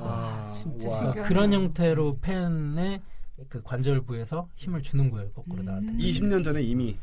그거는 최근에 경험한 건데 이미 예전에 있던 기술이라는 거죠. 그래서 그 교수님 말씀하셨던 건 글로브를 끼고 가상 그 HMD라고 헤드마운트 디스플레이, 그 오큘러스 리프트 같은 걸 쓰고 풍선 같은 걸 이렇게 손으로 만졌더니 이렇게 물컹한 느낌이 왔다. 뭐 이런 얘기를 하시더라고요. 그래서 그거는 가능한데 실은 근데 뭐 미각이라든가 후각이라든가 뭐 오감을 몽땅 다 속이려면 뭐 연구들은 계속 진행되고 있는 걸로 알고 있는데 저는 제 생각엔 박사장님 말씀하신 것처럼 차라리 뇌에다 직접 칩을 꼽아서 뇌에다가 자극을 주면은 그게 더 빠르지 않을까 싶습니다. 사실 저도 이제 이걸 보면은 그러니까 이 홀로덱이라는 게 잘 쓰이는 방향 중에 하나가 레저예요. 사실은 상업적으로 많이 쓰이거든요. 레저, 여행이라든가 그리고 섹스 당연히 이런 쪽으로 굉장히 많이 쓰이는데 이 홀로덱의 장점이라면 굉장히 쉽다는 거죠. 예를 들어서 뭐 뇌랑 연결을 해서 인터페이스로 뇌파 자극을 주고 하면 조금 부담스러운 느낌이 있잖아요. 될 것 같긴 한데 그게 근데 홀로덱은 그냥 문만 열고 들어가서 프로그램만 로드를 시키면 바로 모든 게 이렇게 보이니까 그래서 이게 또 쉽게 대중화된 스타트랙 내에서는 굉장히 대중화된 그런 물건처럼 이렇게 등장을 하는데 어쨌든 뭐 그런 방식이든 저런 방식이든 요쪽은 아마 우리가 죽기 전에 비슷하게 경험을 할 수도 있지 않을까. 사실 저 기대를 좀 많이 하고 있어요. 나이 들어서 말씀하신 대로 그게 되게 중요한 포인트인데 우리가 100의 물건을 든다고 해서 100의 힘을 다 느끼게 할 필요는 없는 거잖아요. 가상현실에서. 그러니까 이런 생각을 하는 거예요. 만약에 스트리트 파이터를 한다. 그 속에 들어가서 했을 때 걔네들은 이렇게 막 다리도 이렇게 올라가고 많이 2단 엽차기도 이렇게 완전 날아가면서 하지만 우리는 이렇게 대충만 흉내를 내도 그게 다리를 무릎에까지밖에 못 올림에도 불구하고 실제로 머리를 차고 있다거나 이런 식으로 과장된 모습들을 통해서 이제 육체적으로 훌륭한 능력을 갖지 않은 저 같은 사람도 이소룡에 버금가는 그런 착각 속에서 좀 즐길 수 있지 않을까 그런 생각이 들었거든요. 너무 헷갈릴 것 같아요. 나와서 헷갈릴까? 나와서. 홀로덱에서 안 나오고 약간 홀로덱 정키들이 또 나오잖아요. 거기서도. 나 그걸로 단편 소설 쓴 것도 있어요. 사실은 발표는 안 했지만 홀로덱에 중독되는 얘기죠. 절대 안 나오는. 그 가상 세계 관련되면은 세컨드 라이프가 요즘도 그거 해요? 세컨드 라이프 없어졌죠. 있나요? 아직도 있는 걸로 알고 있는데 그때처럼 이렇게 되게 인기는 못 얻었던 것 같고 저는 옛날에 그게 하도 그 유행이라고 그러길래 저도 가입해서 들어가 봤거든요. 근데 되게 재밌었던 게 처음 접속해서 한 2시간 막 날아다니고 있는데 뭐 어디 갔더니 사람들이 갑자기 막 335 모이는 데를 찾아가 봤거든요. 그랬더니 되게 다른 나라 애들끼리 모여가지고 막 잡담하고 있고. 네, 저도 그거 좀 해봤어요. 초기여서 그런지 몰라도 좀 썰렁하긴 하잖아요. 그 세상이 좀 조잡하고. 요즘은 안 들어가 봤는데 어떻게 발전돼 있을지 살짝 궁금하기도 하네요. 있으면 지금쯤이면 그 속에 굉장히 정교한 세상이 만들어졌을 수도 있다는 생각이 들거든요. 예, 우리나라에서는 모 대학교들 뭐 홈페이지처럼 모 대학교 가상세계가 거기 열린 거 알고 있고요. 예. 근데 이제 그걸 보면서 제가 왜 얘네가 실패했을까? 세컨드라이프가 그렇게 엄청 그 인기를 많이는 못 얻은 걸로 알고 있는데. 근데 또 거꾸로 보면 리니지라고 해서 우리나라에서 만든 그 MMORPG 게임은 엄청나게 비슷하기도 하죠, 사실. 중국에 엄청 팔려나가고 그랬잖아요. 그래서 제 나름대로 이렇게 생각을 해보는 세컨드 라이프는 보니까 진짜 사는 거거든요. 지루해요, 지루해. 할 게 없어, 할 게. 그냥 밥맛이에요. 그냥 걸어다니고 왔다 갔다 하고 할 게 없더라고요. 근데 리니지는 막 이렇게 고통을 주잖아요. 막 몬스터가 나타나고 막 퀘스트를 해야 되고 모험을 하는 거잖아요. 적어도 리니지는. 현실이 지겨워서 도피하러 들어갔는데 현실하고 똑같은 일을 하고 있으면 사는 게 세상은 다 허접하고 막 집도 만들어지다 말고 막. 근데 지금 생각이 들었는데 세컨드 라이프 같은 거 있으면 우리 그 안에 하나 만들어 놓을까요? 과학과 사람들 집 하나 짓고 과학과 사람들이 재벌인 재벌인 세상 대기업 초대기업 규모를 만들어가지고 100층짜리 사옥 짓고 막 그 조사해봤더니 그때 세컨드 라이프에서 만들어낸 그거는 이제 그 사용자들한테 그 공간을 만들 수 있는 권한을 주거든요. 근데 실제 물리적인 면적이 여의도 면적의 몇 배라고 알고 있어요. 실제로. 우리도 청취자분들 다 모아가지고 거기에 우리 건물 짓고 막 왕국을 건설합시다. 과학과 사람들. 왜요? 재밌잖아. 현실에서는 절대 할 수 없으니까. 아니 근데 그게 대기업으로. 실제로 대기업에서 이게 세컨드 라이프가 처음에 했을 때 약간 좀 나중에 인기에 비해서 초반 센세이션이 약간 있었잖아요. 그래서 대기업들에서 거기에 진짜로 알바게 하고 그랬어요. 그러니까 건물 짓고 자기네 간판 세우고 이런 일들을 실제로 했어요. 그게 이게 만약에 중요한 플랫폼이 되면 그럴지도 모르는 자기네 그게 되는데 사실 이제 그 기대만큼 많이 퍼지진 않아서 국내에서 아마 그 이커머스에서 그 상업 활동하는 걸 금지시켰을 거예요. 네, 맞아요. 해외에서는 다 가능했었는데 거기서 옷 입어보고 옷 사고 막 그럼 진짜 집으로 배송되고 이런 게 가능했는데 우리나라에서 아마 그걸 금지시켜가지고 우리나라에서 좀 더 사그라들지 않았을까. 아무튼 오늘 들어가서 한번 접속은 해봐야겠어요. 제 아이디 아직 있을 거거든요. 어떤 몰골로 있는지 몇 년 동안 지금. 오히려 가능할 수 있다. 그리 어렵지 않을 수 있다. 이런 게 실제로 상용화되기 시작하면 이것도 엄청난 영향을 줄 수 있는 게 물론 아까 뭐 타임머신이라든가 이런 정도는 아니겠지만은 산업의 재편이 일어날 거예요. 예를 들어서 레저라든가 이런 부분을 상당 부분 가상현실로 대신할 수 있게 되고 이게 아주 똑같진 않아도 한 7-80%의 느낌만 준다면은 뭐 훨씬 낮은 가격에 즐길 수 있다면은 위험하지도 않고 얼마든지 퍼져나가는 그런 게 될 수 있고. 이거는 완전 이 노령화 사회의 탈출구인 거. 그러니까 힘들어서 아까 발차기 무릎까지밖에 안 올라가는데. 이거는 우리 늙기 전에 좀 됐으면 좋겠긴 하네요. 아니 노령화 사회 탈출구인데 우리 늙어서 되지 뭐. 아니 그러니까 늘 죽기 전에. 너무 늙기 전에. 너무 늙기 전에 무릎까지도 다리가 안 올라가면은 눈 침침해져서 안 보이고. 요건 한번 기대를 해보죠. 요런 것도 저희 뉴스 앞으로 혹시 나오는 거 있으면 전해드리고요. 그 다음에 또 화제가 되는 것 중에 하나가 요건 이제 물리학 법칙이랑 아주 직접적으로 관련되는 거라 회자가 많이 되는데 이 트랙터 빔이란 게 있어요. 견인광선. 요거는 예를 들어서 엔터프라이즈가 이렇게 떠 있다가 옆에 나쁜 우주선이 간단 말이에요. 그러면은 뭐 양자 어뢰 같은 걸 쏠 수 있지만 몇 가지 무기가 있어요. 페이저포가 있고 그 양자 어뢰가 있고 막 그런데 그 중에 하나가 트랙터 빔으로 잡아가지고 이제 못 가게 딱 걸어놓거든요. 마치 이렇게 쇠사슬로 잡아놓듯이. 그런 다음에 얘를 당기면 이게 당겨오는 거죠. 나는 가만히 있고 얘는 당겨오고 이걸 굉장히 많이 쓰는데 여기서 이제 문제가 되는 것 중에 하나가 우리 옛날에 잠깐 나왔던 것 같기도 한데 얘기. 문제가 되는 것 중에 하나가 내가 쟤를 당기려고 하면 나도 당겨가니까 이게 실제로 내가 쟤를 잡아오는 그 아무 역할도 할 수가 없고 중간 지점에서 만나거나 뭐 질량에 따라서 뭐 이런 얘기가 있는데 그때 아마 K 박사님이 아주 쉬운 해법을 내셨던 반대로 추진하면 돼요. 반대 방향 역추진을 하면 로켓으로 돼요. 전혀 문제 없어요. 그죠. 네. 와 해결. 근데 저는 오히려 그 트랙터 빔이라는 게 무슨 논리로 그걸 잡는지. 그쵸, 그게 중요한 거죠. 그게 더 끌고 오는 거야. 에너지가 충분하니까 그게 더 워프다잖아요. 워프를 하는 에너지라면 그거 끌고 오는 건 아무것도 아니거든요. 지금 우리가 얘기하는 게 마치 트랙터 빔은 당연히 있고 근데 트랙터 빔으로 당길 때 우리가 딸려가는 걸 어떻게 막을 수 있냐는 식으로 얘기를 하는데 그게 중요한 게 아니라 전혀 문제가 안 되는데 트랙터 빔이라는 게 무슨 논리로 잡는지 어떻게 이렇게 잡아 당기는지 이거를 비추름을 잡는다라는 게 난 더 이상한데 그러게요. 진짜 그러네요. 생각해보니까. 왜냐하면 TV에서는 이렇게 빛의 공간이 그물처럼 돼 있으니까 그냥 이렇게 되나 보다 이렇게 생각하는. 그러니까. 그런 게 아니잖아요, 빛은요. 그죠? 그러니까요. 예. 그게 더 이상해요, 저는. 그건 이해가 안 돼요. 이게 뭐 물질이라도 사용해야지 어떻게 뭐 네. 어떤 식으로 그냥 뭐 전자기력을 쓴다든지 뭐 네. 그럼 자석으로 당기는 거죠. 자석이. 그러게요. 이건 정말 무슨 힌트도 안 들어오네요, 머릿속에. 예, 그러니까 뭐 자석이라고 하기에는 좀 유치해 보이니까 멋지게 네. 그냥 트랙탑임. 자석을 이렇게 앞에 켜면서 전자석을 빛을 이렇게 한번 비춰주는 걸까? 이렇게 보기에 좀 있어 보이게. 사실은 그냥 조명인데 우주는 어두우니까 내가 끌고 올려는 애를 조명을 쏴서 보고 밧줄 던진 거죠. 어디를 지향하는지를 알아야 되니까. 그러니까 봐야 되니까 일단. 근데 이제 옆에서 보는 사람들이 그게 땡기는구나 하고 오해를 한 케이스. 사실은 밧줄을 던져서. 네, 트랙터빔 오히려 아마 불가능할 것이다 이거야말로 전혀 뭐 필요가 없을 것 같아요. 필요도 없고 밧줄로 하면 되니까. 밧줄 던지면 되니까. 근데 보기에는 좀 멋있기도 하고 그런데. 그건 진짜 멋있어 보이는 거 외에는 아무런. 또 그 솔라세일 옛날에 얘기했었는데 그 비광압이라고 해서 이렇게 비 받으면은 원래는 받은 방향 반대 방향으로 움직여야 되잖아요. 밀 수가 있는 거죠. 그러니까 지금 뭐 이 빔 쏘면 원래 뒤로 밀려. 견이는커녕. 저 여기도 무슨 뭐 음에 어쩌고 이런 걸로 어떻게 할 수 있지 않을까? 뒤쪽에다 쏴서 반사시켜서 밀은. 일단 거울을 보내놓고. 아우 번잡해요. 그러니까 그런 밧줄 던지죠. 그러니까. 논의가 너무 미천한데. 혹시 제가 모르는 무슨 원리가 있는지 모르니까 혹시 아시는 분 있으면 제보 좀 부탁드립니다. 그러게요.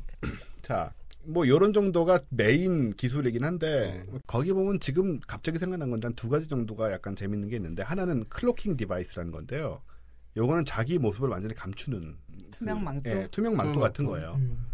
근데 이거는 요즘 보니까는 뭐 그런 기술은 아예 만들어지고 있다고 하니. 네, 그거는 원리적으로도. 그건 어떻게 하는 거예요? 기본적으로 원리는? 보이는 거는 내가 이제 빛을 발사해서 눈에 들어오는 거고 뒤에 있는 빛은 내 몸에 가려져서 안 보이는 거잖아요.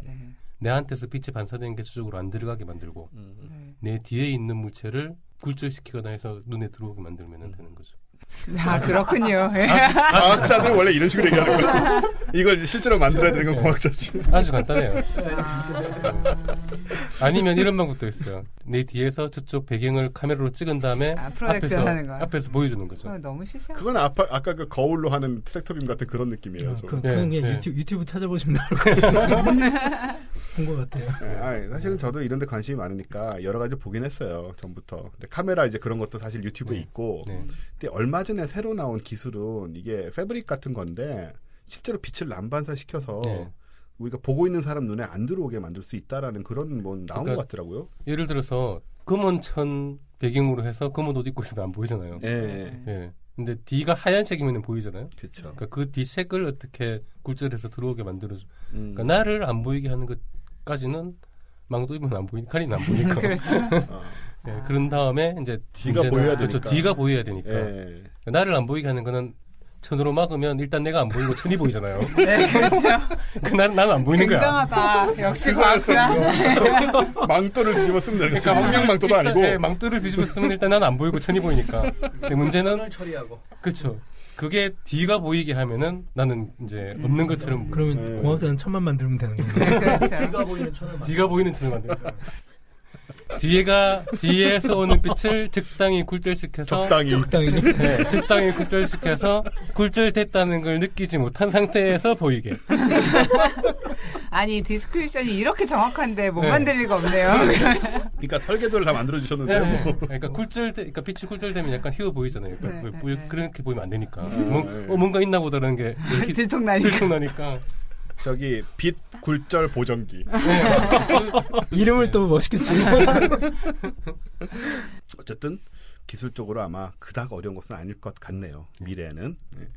그래서 스타트랙 뭐 아주 제 기준에서는 정말 수박 겉핥기로 시시한 수준으로 살펴봤는데 스타트랙은 저에게는 일단 뭐 과학이라든가 기술 이런 것도 너무너무 재밌고 스토리 자체도 재밌지만은 저한테는 스승 같은 면이 있어요. 이 드라마 시리즈가. 그러니까는 아까 말씀드렸다시피 우리가 현실에서 겪지는 않지만 매우 유사한 질문들을 예민한 그런 문제 제기를 피하면서 던질 수가 있어요. 외계인의 빗대고 외계의 상황이라든가 뭐 이런 게 빗대가지고 윤리적인 문제도 던지고 해서 생각을 하게 만드는 그런 드라마라 저는 너무너무 좋아하고 정말 많이 봤고 과학적인 기술적인 면에서 따지자면은 60년대부터 지금까지 나오면서 앞으로의 미래들, 그러니까 그 기준에서 미래, 뭐 현재 이미 개발된 것도 있고 그런 미래를 좀 내다본 그런 면도 분명히 있고요. 무엇보다도 과학자들한테 엄청나게 이게 영감을 줬죠. 그래서 아까 우리 얘기에서 나왔지만은 실제로 이 속에서 나온 기술이나 개념이 가능한지 진작에 연구해서 그걸 찾아내는 사람들이 있으니까. 네. 실제로 제가 아는 사람들 중에서도 스타트랙 팬인 과학자들은 꽤 있어요. 아, 어떤 분들이? 스타트랙과 스타워즈. 아, 예. 네. 한국 과학자분들 한국에도 있고 외국에도 있고. 예. 뭐 미국 사람들은 특히 뭐 미국 사람들은 100이면 100 다 스타트랙. 안 즐긴 사람이 없다고 봐야 돼요. 3년 전에 그 워싱턴의 스미소니언의 항공우주박물관 구경 간 적이 있는데 거기 지하에 가 보니까 이 엔터프라이즈호를 엄청 크게 그래서 탁 매달아 놨더라고요. 와. 되게 얘네는 이런 SF적인 것까지도 이렇게 전시를 해놓는구나. 우리도 우리매. 미국이나 영국 있을 때도 영국에서 했는데 그 스타트랙 익시비션이라는 게 있어요. 그게 전 세계를 돌아다니면서 해요. 라스베이거스인가에는 상설로 하는 데가 있고 거기 가면은 이제 스타트랙 오덕들이 좋아할 거는 다 만들어 놓고 큰 규모, 그러니까 킨텍스 같은 데서 그 행사를 하는데 거기서 특히 결혼을 많이 해요.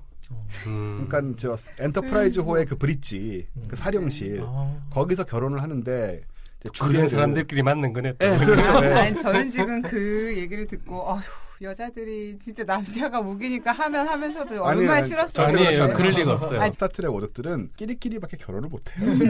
그렇죠. 서로 거들떠보진 않기 때문에. 아무튼 결혼식을 하는데 근데 그냥 하는 것도 아니고 그 외계인 복장을 하고 클링온이라는 외계인 이제 이마에 이렇게 막 블룩블룩 튀어나오고 그렇거든요. 옷도 막 그 항상 전투복 같은 거 입고 그런 복장을 입고 역시 그런 옷을 입고 있는 사람이 주례를 서고 이런 거는 뭐 아주 흔한 일이고. 클링온 언어로 혼인 서약하는 거 이런 거 본 적 있어요. 지구에서. 왜? 아니 그 갑자기 또 빅뱅 시리즈 생각나요. 네네. 걔들은 그 언어를 쓰잖아요. 네, 클링온을 써서 얘기하죠. 여러분 인터넷 찾아가시면요 클링온 언어 사전이 있습니다. 네, 책으로도 나와 있고요. 저도 몇 마디 알고 있고. 근데 웃긴 게 이제 극 중에 보면은 막 클링온 언어로 계속 얘기할 수는 없잖아요. 드라마이니까 영어를 써야 되거든요. 그래서 그 설정이 가끔씩 클링온 배에 누가 잡혀갔다거나 심지어는 아까 말한 윌리엄 라이커 같은 경우에는 클링온이랑 그 교환 선원이 된 적이 있었어요. 그 배에 가서 1등강에서 역할을 하면서 그 사람들 굉장히 거치니까 막 그 사람들 제압하면서 막 카리스마를 발휘하고 문제를 해결하는 뭐 훌륭한 인간 뭐 이런 그림이었는데 그 사람이 있을 때는 지구인이 있으니까 우린 영어를 써줘야 돼 하면서 어디서 배웠는지 뭐 그런 장면도 나오고 통역기다랄까 통역기 외국어 교육에 또 열풍이 사실 통역기가 나오긴 해요. 그 통역기가 여기 가슴에 이렇게 스타플릿이라고 페더레이션 그러니까 행성연합에 소속된 군대죠. 스타플릿 기장이 이렇게 V자 거꾸로 해놓은 것 같은 거거든요. 그게 통신기이기도 하고 치면 통신도 되는데 그게 실시간 통역기예요. 그러니까 우주의 대부분의 언어를 실시간으로 통역을 할 수 있는 그런 기계인데 구글에서 나온 거 아닐까요? 그런 문제가 심각할 텐데 제대로 이거 번역이 안 되니까. 스타워즈의 C-3PO가 그렇죠. 통역 로봇이에요. 맞아요. 통역 로봇이에요. 예. 뭐 몇백만 언어를 할 수 있다는 식으로 나오는데 사투리까지 알아듣는. 그러니까. 예. 뭐 그런 걸 또 달고 다니니까 어느 외계인을 만나도 웃긴 거는 생전 처음 만난 외계인 첫 종족인데도 이걸로 대화가 된다는 거죠. 과연 어떤 기술일까 그 기술은? 대충 때려잡는 기술일까? 아마 그럴 거예요. 네, 어쨌든 스타트랙 저희가 네, 그리고 그 스타트랙의 물리학이라는 책이 있어요. 그렇죠. 우리나라에 번역되어 있는 책이니까 보시면 뭐 그 절판된 것 같은데요. 아 그런가요? 네. 쉽진 않아요. 누가 그렇게 사보겠어요 그거? 하긴 뭐 스타트랙도 잘 안 보는데. 그러니까요. 네, 미국에서는 많이 판 것 같은데. 네, 스타워즈의 물리학이라는 책도 있어요. 아, 그거는 번역이 안 돼 있어요. SF의 위대함이란 거는 저는 뭐 누누이 강조를 드리는 거지만 스타트랙 우리가 이렇게 한다고 해서 뭐 오히려 국내에 별로 안 알려져 있기 때문에 홍보한다는 부담이 없어요 지금. 그렇죠. 네, 뭐 국내에 막 많이 팔고 있고 그러면 이게 좀 무슨 돈 받고 해야 되니까. 그리고 정작 나는 안 봤다 그러고. 하지만은 저희가 이렇게 함으로써 스타트랙이 알려지고 많이. 그래서 이제 파라마운트가 우리에게 협찬을 하는 날이. 예, 그래서 스타트랙 찾아서 한번들 보시고요. 절대로 후회 안 하시고. 그래서 나중에 언젠가는 우리가 또 세컨드 라이프의 제국을 만들어서 스타트랙 얘기를 하는. 네, 그러면은 뉴턴의 발가락, 스타트랙의 과학 마치고 이제 아인슈타인의 화장실로 들어가겠습니다.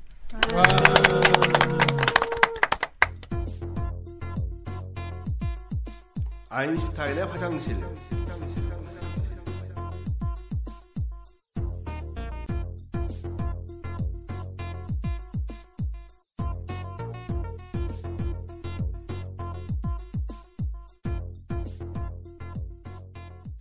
네, 오늘 아인슈타인의 화장실은 어쩌면 오늘 주제랑 조금은 연관될 수도 있는 얘기 같은데, 무한동력, 연구기관. 왜 이 주제를 잡았냐면요, 얼마 전에 뉴스가 떴어요. 그 국내에 몇 안 되는 유수의 그 전문 통신사 뉴스로, 이상한 뉴스가 아니고 정식으로 뉴스가 떴는데 제목이 이래요. 무한동력 연구기관 발명, 인류 연료 걱정 해결. 1경 5천조 원 가치. 아니, 연료 걱정이 해결되면 1경 정도에서 끝나지 않을 것 그러니까 같은데. 인류의 연료가 걱정 해결됐는데 1경이 뭐예요? 그래서 저도 그거 보고 가치 너무 적은데라고 생각했어요. 그러게요. 네. 근데 이게 제목이 예를 들어서 무한동력 연구기관 발명 주장이라던가 이것도 아니고 아예 결론이 나는 식으로. 네. 그래서 내용을 보니까 이 아저씨가 막 그 전구 잔뜩 켜놓은 사진 이렇게 하시고 거기서 이제 오랫동안 이걸 40년의 세월을 바치셨대요. 네. 서울 물레동의 김모 씨이신데 62세. 최근에 무한동력을 발명하는 데 성공한 거죠. 그래서 시연을 했고, 그래서 제가 페북에 올렸는데 기자가 낚인 거죠, 이거는. 예. 그래서 이분 얘기는 이제 입력된 에너지보다 출력된 에너지가 더 많은 상태에서 계속 자동으로 돌아가는 그런 기계를 이제 발명을 했다고 해서, 또 이분의 주장은 뭐냐면은 청와대에서 직접 와서 검증을 해달라. 밑에 사람들은 믿을 수도 없고 막 딴소리를 하니까 청와대에서 직접 보면 이것의 가치를 알 수 있고. 청와대 사람들은 알아줄 것 같아요.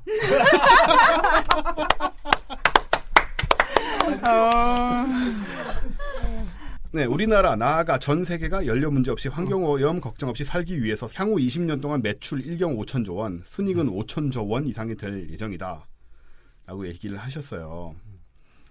그리고 이 기사가 대단한 게 이분의 메일 주소를 기사에 써놨다는 거, 기자가. 그래서 이게 문제가 되는 게 왜 걱정을 좀 했잖아요. 그죠? 네. 그러니까 이게 뭐 어떤 사람이 꿈을 갖고 굉장한 목표를 향해서 40년 동안 연구를 한 게 문제가 아니라 이제 어중간한 거 가지고 투자를 유치를 하고 속는 사람들이 생겨날 수가 있잖아요. 이게 낚인 건지 대놓고 작당을 한 건지 뭔지 어쨌든 좀 굉장히 문제가 있다는 생각이 좀 들었었어요. 그러니까 실제로 이제 이런 발명을 한다면서 그 투자금을 받아서 안 돌려주고 그래서 그런 분들이 있어요. 또 그게 좀 그렇게 나쁜 느낌으로 나온 건 아니지만은 주호민이라는 웹툰 작가 분이 계신데 그분이 이제 무한동력이라는 만화를 연재를 하셨거든요. 되게 재밌게 봤어요. 뭐 꿈을 쫓아가는 사람으로 나오지만 그런 사람이 나오는데, 또 이 기사에 재밌었던 게 제가 이걸 페북에 올려서 주호민 씨를 달았죠. 제 패친이니까 주호민 씨를 달아서 이거 주호민 씨 관심 많으실 것 같아요 했더니 그분이 댓글을 다신 게, 이 기사의 가장 큰 문제는 자기 연재하는 매체를 잘못 적은 거다. 원래 네이버에 연재하는데 다음 웹툰이라고 적혀 있었는데 지금 보니까는 네이버를 고쳐놨네요 또. 네. 아무튼 무한동력은 안 된다라는 게 기본적으로 상식이고, 또 역사적으로 무한동력을 만들었다고 주장한 사람, 만들려고 한 사람도 굉장히 많았는데 한 번도 성공한 적이 없고, 이게 몇백 년의 역사가 있잖아요. 근데 일단 왜 안 되는지에 대해서 과학자님 혹은 공학자님께서 말씀을 해주시면 감사하겠습니다. 네. 먼저 말하는 사람이 지는 거예요. 그런 거였네. 막 연구기관이니까 일단 기계가 보여서 가장 기본적으로 기계 정의를 옛날에 찾아봤었는데, 기계는 하나의 에너지를 다른 에너지로 이렇게 전환하는 장치거든요.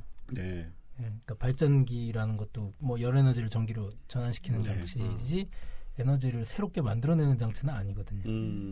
그렇기 때문에 여기 얘기한 뭐 연구기관, 물론 여기에 아예 전제로 깐 게 연력학 법칙을 거스른다고 했기 때문에 할 말이 없네요. 거스르신다는데 어떻게? 근데 기본적으로 연력학 법칙 4가지, 0부터 3까지 뭐 4가지가 있는데, 근데 주목해야 될 게 첫 번째 연력학 제1법칙은 에너지 보존 법칙이라고 해가지고, 뭐 지구라면 지구 둘레에다가 이렇게 바운더리를 딱 긋고 나면은 그 안에 있는 에너지는 보존된다는 거예요. 그러니까 에너지가 다른 형태로 바뀌다 뿐이지 그러니까 새로운 게 나오진 않는다. 닫힌 개라는 표현을 그렇죠. 그렇게 얘기가 되고 두 번째가 제일 중요한 건데 연력학 제2법칙 같은 경우는 이제 에너지 흐름에 대해서 얘기를 하거든요. 쉬운 말로 그냥 고온에서 저온으로 에너지가 흐른다는 거고 그게 엔트로피의 법칙이죠. 엔트로피 증가의 법칙이라고도 부르는데 근데 그 흐르는 과정에서 그 무질서도가 증가하는 방향으로 에너지는 흐른다. 그 엔트로피가 증가하는 방향으로 뭐 에너지는 흐른다는 개념인데 쉽게 생각해 보면은 무질서도가 증가한다는 건 무슨 말이냐면요. 하나의 에너지가 다른 에너지로 이렇게 변환돼 가는 과정에서 쓸데없는 에너지들이 생겨난다는 거예요. 그러니까 그 쓸데없다는 게 인간 입장에서 쓸모가 없는 에너지 형태로도 이렇게 생겨난다. 예를 들자면은 뭐 당장 이 발전기만 갖고도 딱 예를 들면은 그 어떤 뭐 열 에너지가 이렇게 공급이 돼서 그 발전기가 회전을 하기 시작할 거 아니에요. 그러면 뭐 원하는 전기 에너지가 막 발생은 할 텐데, 근데 그 과정에서 이제 소리가 나잖아요. 그러면 소리 에너지로 손실이 시작되는 거고, 그다음에 발전기가 뭐 여기 사진에도 보이는 발전기도 제가 볼 때 분명히 열이 날 거거든요. 그렇겠죠. 그럼 열 에너지도 분명히 소실이 될 거고. 그렇기 때문에 입력한 에너지가 100이면 전기 에너지가 100이 생성이 안 되고 반드시 뭐 그보다 훨씬 적은 에너지가 전기 에너지로 변환이 될 거고 남은 거는 다 엔트로피 증가한다고 얘기하듯이 뭐 그냥 열 에너지든 소음 에너지든 뭔가 되게 쓰잘데기 없는 에너지들로 다 이렇게 변화가 된다는 얘기인데 여기 표현해 주신 걸 보면은 사진에도 나오는데 발전기 옆에 모터가 달려 있어요. 그래서 모터로 발전기를 회전시킨대요. 근데 그렇게 보면 모터를 돌리려면 다시 전기 에너지가 필요하거든요. 그러니까 전기 에너지를 넣어서 모터를 돌린 다음에 그 모터 돌아가는 걸 체인 같은 걸로 발전기랑 연결시키고 발전기를 돌려서 다시 전기를 생성한다는 거거든요. 전기를 넣어서 전기를 만들고 있는. 이게 제가 그 기사를 좀 봤는데요. 그러니까 어떤 로직이었냐면요. 약간 모르는 사람 혹할 수도 있다고 생각한 게 예를 들어서 이제 투입된 게 예를 들어 25와트 전구를 하나 켰는데 25와트의 전력이 필요하다면 실제로 자기가 넣은 게 이거밖에 안 되는데 이 전구를 이렇게 많이 켰지 않냐 이런 식의 설득인 거예요. 근데 이게 사실은 가능하기는 한가요? 구체적으로 수치로 나와 있는 거는 거의 직류전원 2720와트를 생산해서 20와트짜리 전구 136개를 켰다고 그러거든요. 근데 이제 그거는 당연히 뭐 2720와트에다 곱셈만 해보면 20와트짜리 136개 치고도 남는 건데 근데 웃기는 거는 이제 1500와트 교류 모터를 사용해서 직류 2720와트를 생성했다는 거니까 인풋 대시 아웃풋이 크다는 것처럼 이렇게 표현을 하고 있는 거거든요. 근데 이게 어떻게 나온 건지에 대한 원리에 대해서는 뭐 중력을 거스르는 뭐 이상한 표현이 좀 나오고 지구의 중력을 역이용했다라고. 역이용했다고. 이용한 것도 아니고 역이용해서. 이용도 하기가 쉽지. 그래서 이제 그런 부분이 조금 뭐 요 기사만 봐가지고는 어떤 원리인지를 도저히 알 수가 없는 형태로 돼 있어서 알 수가 없어요. 알 리가 없어요. 이게 원리가 없는데 없는 원리를 어떻게 알아요? 제가 약간 그 가슴 아픈 얘기를 하나 해드릴게요. 어머니가요 이제 사업하시니까 조금 이제 이런저런 사람들을 되게 만났는데 어느 날 오시더니 약간 흥분하셔가지고 물로 돌리는 보일러가 있다는 거예요. 그래서 그래? 뭐 말이 돼? 그랬더니 어쨌든 그걸 돌리는데 시연을 하는 데를 가봤더니 어떤 통에다가요 물을 주르륵 부었대요. 그러고 이제 어떤 보일러는 그 통하고만 연결이 돼 있고 사람이 물을 주르륵 붓고 거기서 물을 한 컵을 떠서 마시기까지 했대요. 그런 다음에 처음에 전기 같은 걸로 가동을 시키고 나면 이 물을 태워가지고 보일러가 계속 돌아가는 걸 시연을 했다는 거예요.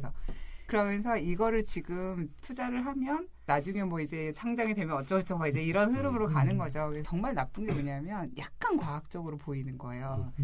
물이 H2O라는 건 사람들이 알잖아요. 그러니까 돈 있는 아저씨들도 그건 대충 알잖아요. 그러니까 자기 프레임에서 이게 말이 될 것 같은 걸 과학적이라고 생각을 해버리는 거예요. 그러면 이 사람들은 기본적으로 그 미묘한 지점을 사람들이 속을 만한 어떤 과학적 팩트 하나를 딱 가지고 이걸 만들어 놓고 그래서 이제 뭐 그 보일러를 끄고 나면 거기에 약간 뭐 물기가 묻어 있다라든지 뭐 이제 불꽃 색깔이 약간 빨간색이 나온다든지 이런 식으로 이거 봐라 사실이 아니냐라는 식으로 시연을 하고 사람들 돈을 끌어가고 물론 이제 이런 일들의 뒤는 투자한 사람들은 돈을 잃고 그걸 발명했다고 주장한 사람은 감옥에 가면서 끝나게 되는데 제가 좀 이 기사를 보면서 이제 그때 그 일이 좀 생각이 난 거예요. 어머님 투자를 안 했다고 했지만 제 생각이 조금 하긴 한 것 같아요.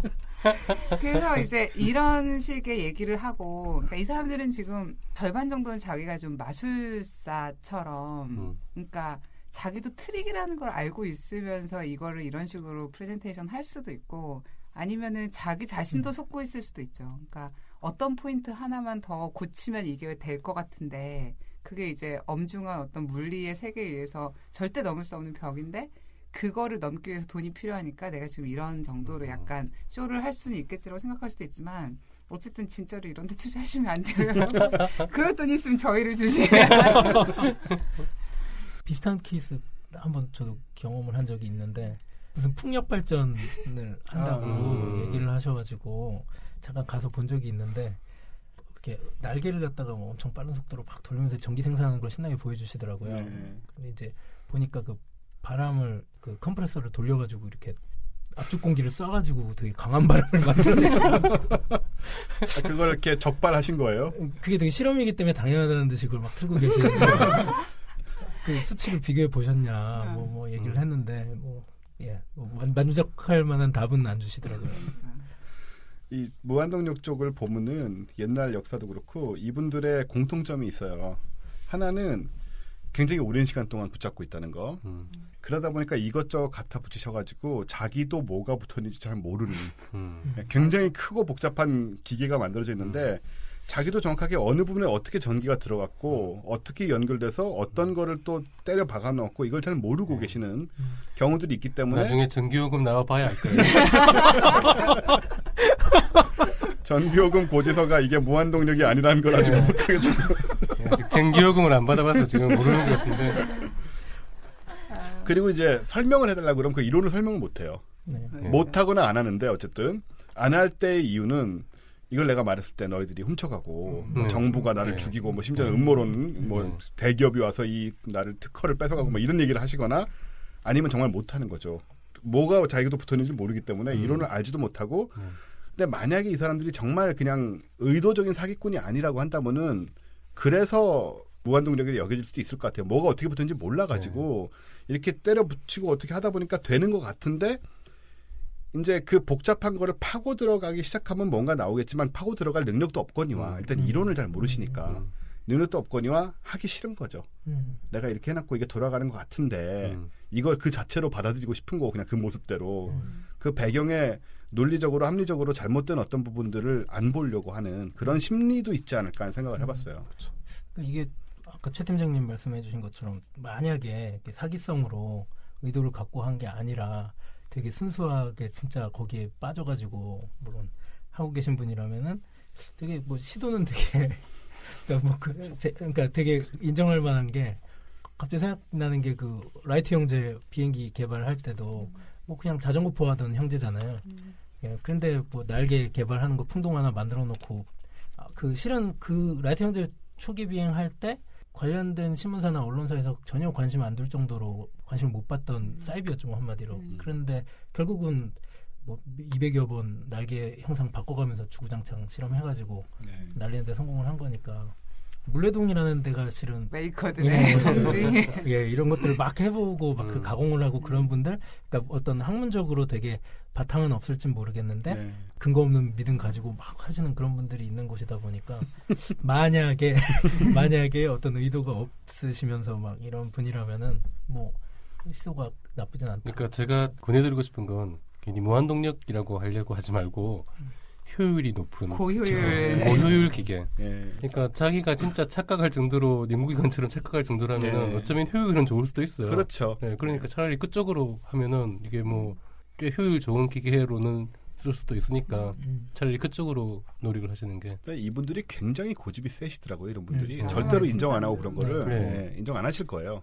왜냐하면은 에너지를 만들어내서 뭐 몇 경을 뭐 어쩌고 이런 것도 중요하지만은 일단 자기가 그 나온 얘기처럼 연력학 법칙을 극복했다. 이런 게 되게 중요하기 때문에 어떤 그러니까는 무한동력이라는 게 가지고 있는 개념 중에 하나는 초월의 개념이 있어요. 단지 기술이 아니에요. 그 연금술하고 비슷한 거예요? 연금술하고 비슷한 거예요. 사실은. 연금술도 이게 외형적으로는 납이나 이런 걸 금으로 만드는 거지만 실제 내면은 인간을 초월한다는 그런 자연을 초월한다는 그런 개념이 있었거든요.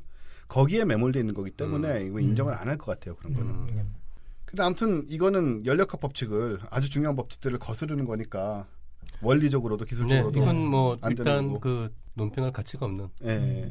솔직하게 말하면 뭔가 인정을 받으려면은 구체적인 어떤 원리라든가 그 다음에 실제 고루고루 해가지고 실험 데이터라든가 이런 것들이 객관적으로 이렇게 뭔가 제공이 돼야 되는데 뭐 한 일개 언론사 이걸 실험적 그 보여주려면 이렇게 큰 공장 차려서 불 켜는 거 보여줄 필요 없어요.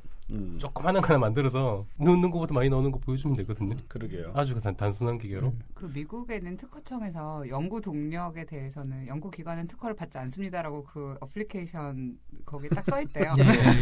얼마나 많이들 하고 있으면. 그리고 그 제 친구 뭐 빌리사들 많이 있는데 가져온대요. 연구 특허 내달라고. 그러면은 만들어서 갖고 오시라고. 과학자들이 검증하는 건 싫고 청와대가 검증하는 도대체 우리나라 본조가 보통이 아니세요. 과학자들 못 믿는 거죠. 안 믿는 거죠. 저는 사기인 것 같아요. 그러니까 이제 이게 의도가 나쁜 것 같긴 해요. 왜냐하면 제가 저 정도만 하면 청와대까지 갈 필요도 없고 저라면 그냥 바로 그냥 전기 생산하고 내가 돈 벌고 쓰면 되지 뭐 투자도 필요 없고 이 정도면 굉장히 좋은데. 얼마 전에 뉴스에 그 뉴스 뭐 뉴스푼인가 비슷한 거에 모기버섯 생산, 모기버섯이라고 유리온실을 지어가지고 거기다가 사람들 막 투자하게 하는 거예요. 이 버섯 재배해가지고 이거 돈 엄청나게 버는 거다. 그래가지고 투자 많이 받아가지고 했는데 전문가한테 물어보니까 원래 모기버섯은 유리온실에서 키우는 게 아니래요. 아 정말요? 그러니까 누가 취재를 해줘서 이런 식으로 취재를 해서 그러니까 이제 이거 들고 다니면서 봐라 뉴스 이런 데도 나지 않았냐 이제 투자해라 진짜 된다. 기자도 같은 편이에요. 기자도 같다고 봐야죠. 저는 이걸 보면서 느낀 게 사실 원리적으로 무한 동력은 아니지만 이제 우리한테는 사실 태양광이라는 사실상 무한이나 다름없는 이런 에너지들이 있는데 진짜 에너지를 무료는 아니지만 에너지를 싸게 오랫동안 쓰려면은 태양광 쪽에 최대한 효율을 높이는 장치 이런 것이 사실은 무한동력에 가장 가까운 무엇이 아니겠나 그런 생각이 들었어요. 오히려 그런 쪽은 이런 분들은 매력을 못 느끼시는 것 같아요. 뭔가 초월을 하고 넘어서야 되고 그런 꿈을 꾸시는 것 같아서 물론 사기꾼일 수도 있겠지만은 뭐 그렇지 않다 하더라도 그런 꿈은 어떻게 보면 종교적 광신에 가까운 상태가 아니겠느냐. 그래서 사람들이 수백 년 기간 동안 여기 집착해서 일생을 바치고 실패하고 속이고 자기 자신도 속이면서 나중에는 자기도 믿고 싶겠죠. 성공했다고. 그럴 거예요. 그런 상태가 될 수 있을 것 같아요. 사람들이 그렇게 돈을 중요하게 생각하면서 그렇게 어떻게 투자를 할 수 이렇게 하면 되겠다. 이제 어떤 과학적인 아이템에 투자를 하려면요. 저희가 1%를 투자금 1%를 받고 컨설팅을 K1 박사님과 2 박사님을 적절히 활용하여 사업 모델 나오는 괜찮은데요? 규모가 큰 사업일수록 더 짧은 시간에 해결해 드릴 수 있어요. 맞아. 이렇게 막 1경 5천조 이런 거는 아주 간단하게 해결해 드릴 수 있어요. 네, 그래서 우리 이런 거 절대 안 되는 거니까 아까 우리 스타트랙 얘기할 때보다 훨씬 더 그런 거는 어쩌면 그중에 일부는 될지도 모르겠지만 이거는 영원히 되지 않는 거라는 거. 절대로 안 됩니다. 단정적으로 말할 수 있습니다. 그러니까는 절대 현혹되지 마시고 이분에게 혹시 기사를 보시고 혹하신 분들 이분 이메일에 연락하셔가지고 투자를 하시거나 지금 이 순간 온라인으로 이체를 하고 계시다거나 이런 거 즉시 중단하시고 위험한 또 지금 언론사가 제대로 된 정식 언론사인데 이런 기사가 이렇게 나와서는 안 될 것 같아요. 이거는 저 타블로이드판. 이 기자는 분명히 문책을 받아야 될 거라고 주장합니다.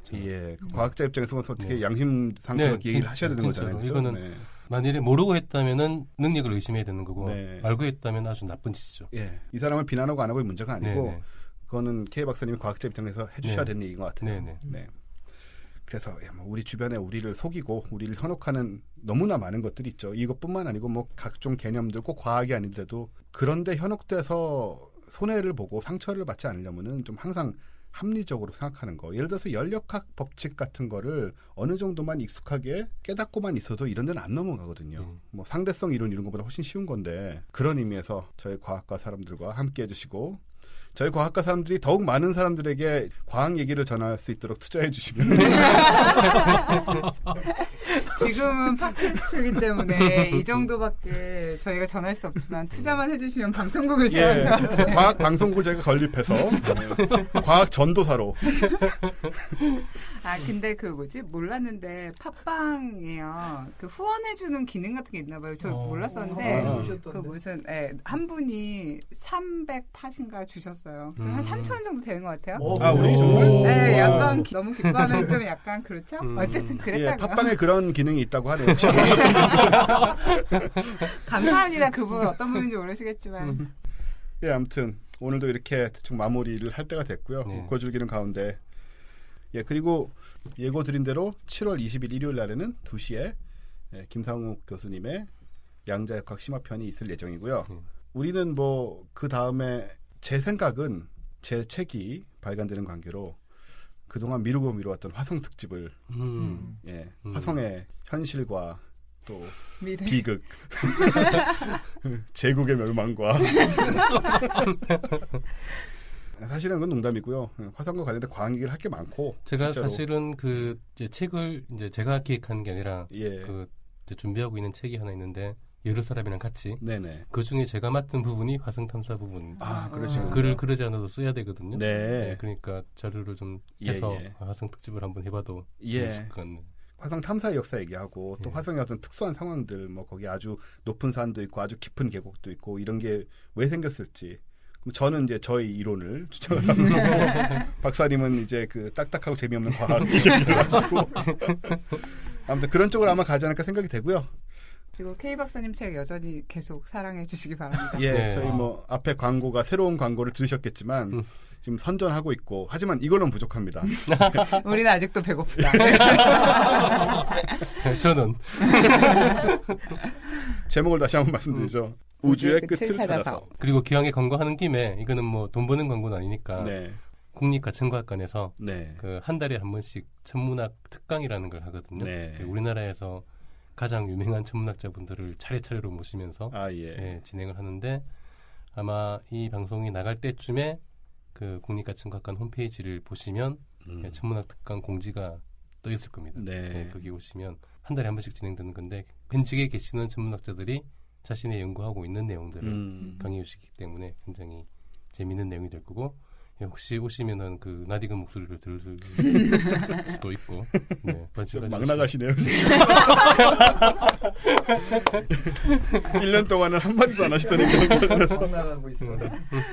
네, 뭐 찾아보시면은 국립과천과학관을 위시해서 뭐 서대문 자연사박물관도 있고 이런 특강 강의 전문가들이 되게 많아요. 은근히 많습니다. 뭐 아주 저렴하거나 무료인 경우도 많고 그러니까는 저희 방송과 함께 또 거기에서 강연하시고 강의하시는 분들이 저희랑 또 친하신 분들도 꽤 많고요. 많이 좀 찾아다니시면은 굉장히 도움이 많이 되실 거예요.